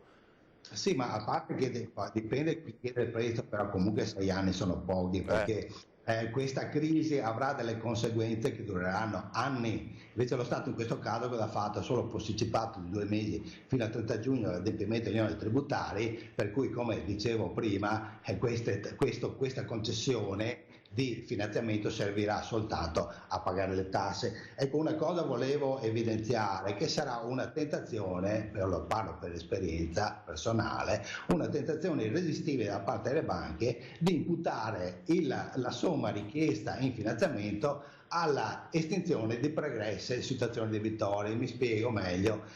Se il soggetto che chiede un finanziamento a una banca, magari questa banca stessa è creditrice nei confronti di colui che richiede il finanziamento, tentazione irresistibile della banca sarà di dire: sì, ti do questo, ti concedo questo prestito con garanzia statale, così tu mi paghi i debiti che tu hai nei miei confronti. Ecco, siccome prioritariamente, siccome il decreto non vieta questo tipo di utilizzo del finanziamento, io credo che la tentazione da parte delle banche sarà irresistibile. Quindi consiglio pratico: se magari uno vuole un finanziamento, soprattutto sotto i 25.000 euro magari, e ha un debito nei confronti di un istituto bancario, magari rivolgersi ad un altro istituto bancario.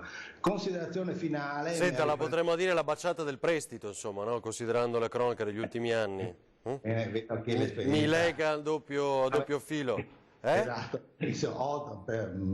intervento molto puntuale ed opportuno il suo. Io concluderei dicendo che, come dicevamo all'inizio, legittimamente ci si aspettava un indennizzo da parte dello Stato, perché noi professionisti, imprenditori, abbiamo chiuso la nostra attività e quindi ci si aspettava ragionevolmente che lo Stato ci indennizzasse le perdite subite e non incentivasse a fare ulteriore credito, anche perché, come dicevo prima, il fatto di posporre, sospendere il pagamento degli oneri tributari e rinviarlo soltanto di un paio di mesi, siccome in 2 mesi la potenza di fuoco, tra virgolette, che il governo afferma che qualifica di poter scatenare con questo suo intervento legislativo, siccome si presume che in 2 mesi di certo non ci si potrà risollevare da quella che è le conseguenze deteriori che purtroppo questa crisi del Covid e che conseguenze che ci porteremo dietro per anni, quindi si presume ragionevolmente, si può essere portati a concludere che questi soldi, una volta ottenuti, visto anche i tempi per ottenerli, serviranno purtroppo soltanto per pagare appunto queste tasse. Certo, quello è il rischio poi, no? Esattamente, prestito per pagare le tasse. Perché i tempi sono ristretti, questo in 2 mesi di certo non ci si risolleva da una crisi le cui conseguenze dureranno anni. Va bene, avvocato, altro? Basta, direi che per adesso possiamo farci bastare diciamo, questo intervento. Ripeto, questo decreto liquidità a mio avviso servirà soltanto a coloro che non hanno nessun tipo di problemi, perché soprattutto per quanto riguarda la quota non garantita allo Stato, Patuelli ha detto chiaramente questo tipo di finanziamenti seguirà le criticità ordinarie, per cui se uno ha un merito creditizio insufficiente e quindi ha una centrale rischi che non può essere valutata positivamente, verrà escluso appunto la concessione di questo fido, almeno per quanto riguarda la quota non garantita allo Stato. Quindi, soprattutto quelli che magari appunto avrebbero più bisogno. Va bene, grazie davvero a Paolo Quaggetto, avvocato, esperto di diritto bancario. Grazie e buona giornata. Allora, vediamo ora se ci sono degli aggiornamenti. Allora, qui dalle notizie ANSA, allora, appello di 500 sindaci al governo, 5 miliardi e semplificazione.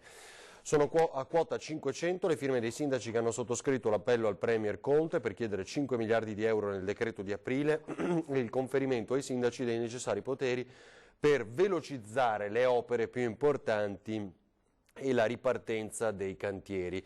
La fase 2 è alle porte e per i primi cittadini l'urgenza è riuscire a dare immediata risposta alle necessità dei cittadini, realizzando tra l'altro uno snellimento e una sburocratizzazione di tutti i procedimenti amministrativi, spiega una nota. Ed eccoli qua, vediamo, ci sono anche i sindaci citati qui, era credo quello... L'appello del Presidente del Consiglio dei Ministri: si chiede di istituire un fondo speciale per i comuni di almeno 5 miliardi e un fondo straordinario per i comuni a vocazione turistica, la riduzione del fondo di svalutazione crediti di almeno del 30%. Va bene. È morto un farmacista, purtroppo, e così il totale sale a 7 nel nostro paese, anche 7 farmacisti hanno perso la vita. Il virus muta poco, muta molto lentamente, questo rende molto più facile la collaborazione internazionale per mettere a punto farmaci e vaccini, lo indica l'analisi dei dati genetici condotta in Italia, che ha individuato 8 ceppi provenienti da diverse aree, tutti simili a quello originario cinese e nessuno più aggressivo di quello originario. La ricerca è pubblicata, insomma, questo è un dato da portare al dibattito di queste ore. Eccolo qua, 53.000 denunciati nel weekend lungo di Pasqua. Nei 4 giorni del lungo weekend, da venerdì a lunedì, sono state denunciate complessivamente 53.374 persone per il mancato rispetto delle prescrizioni contro la diffusione del coronavirus. In 113 hanno violato la quarantena, 113 hanno violato la quarantena, follia. Nel periodo considerato sono stati 1.048.000 le persone controllate dalle forze dell'ordine, questo è un dato un po' più generico. Attendiamo il rendiconto degli acquisti delle regioni, dice il ministro Boccia. Diamo uno sguardo ancora invece alle prime pagine dei quotidiani online e poi ovviamente chiudiamo, ci rivediamo alle 17.30. Gli imprese, via libera all'Unione Europea, è arrivato appunto online moduli per accedere alla garanzia fino a 25.000 euro, ma il sito dell'agenzia va già in tilt. Confcommercio, crollo dei consumi a marzo, meno 31,7%, ad aprile è previsto un calo del PIL del 13%. Ed eccolo qui ancora il box in plexiglass per ogni ombrellone, l'idea di un'azienda emiliana per salvare il turismo, e qui forse non si vede molto bene, ma c'è un plexiglass anche qui, quindi per i tavolini al ristorante. Mamma mia, che estate stramba, l'importante è uscirne il prima possibile e con la salute per la maggior parte possibile, ormai, dobbiamo dire così, di italiani. Allora, ci rivediamo alle 17:30, dunque per tutti gli approfondimenti, le novità, altre interviste, poi come sempre ovviamente andremo avanti sino alle 21, poi alle 18:30 ci sono i telegiornali, Veneto, Venezia e quindi 19:30 Treviso. Grazie per averci seguito, buona giornata in nostra compagnia.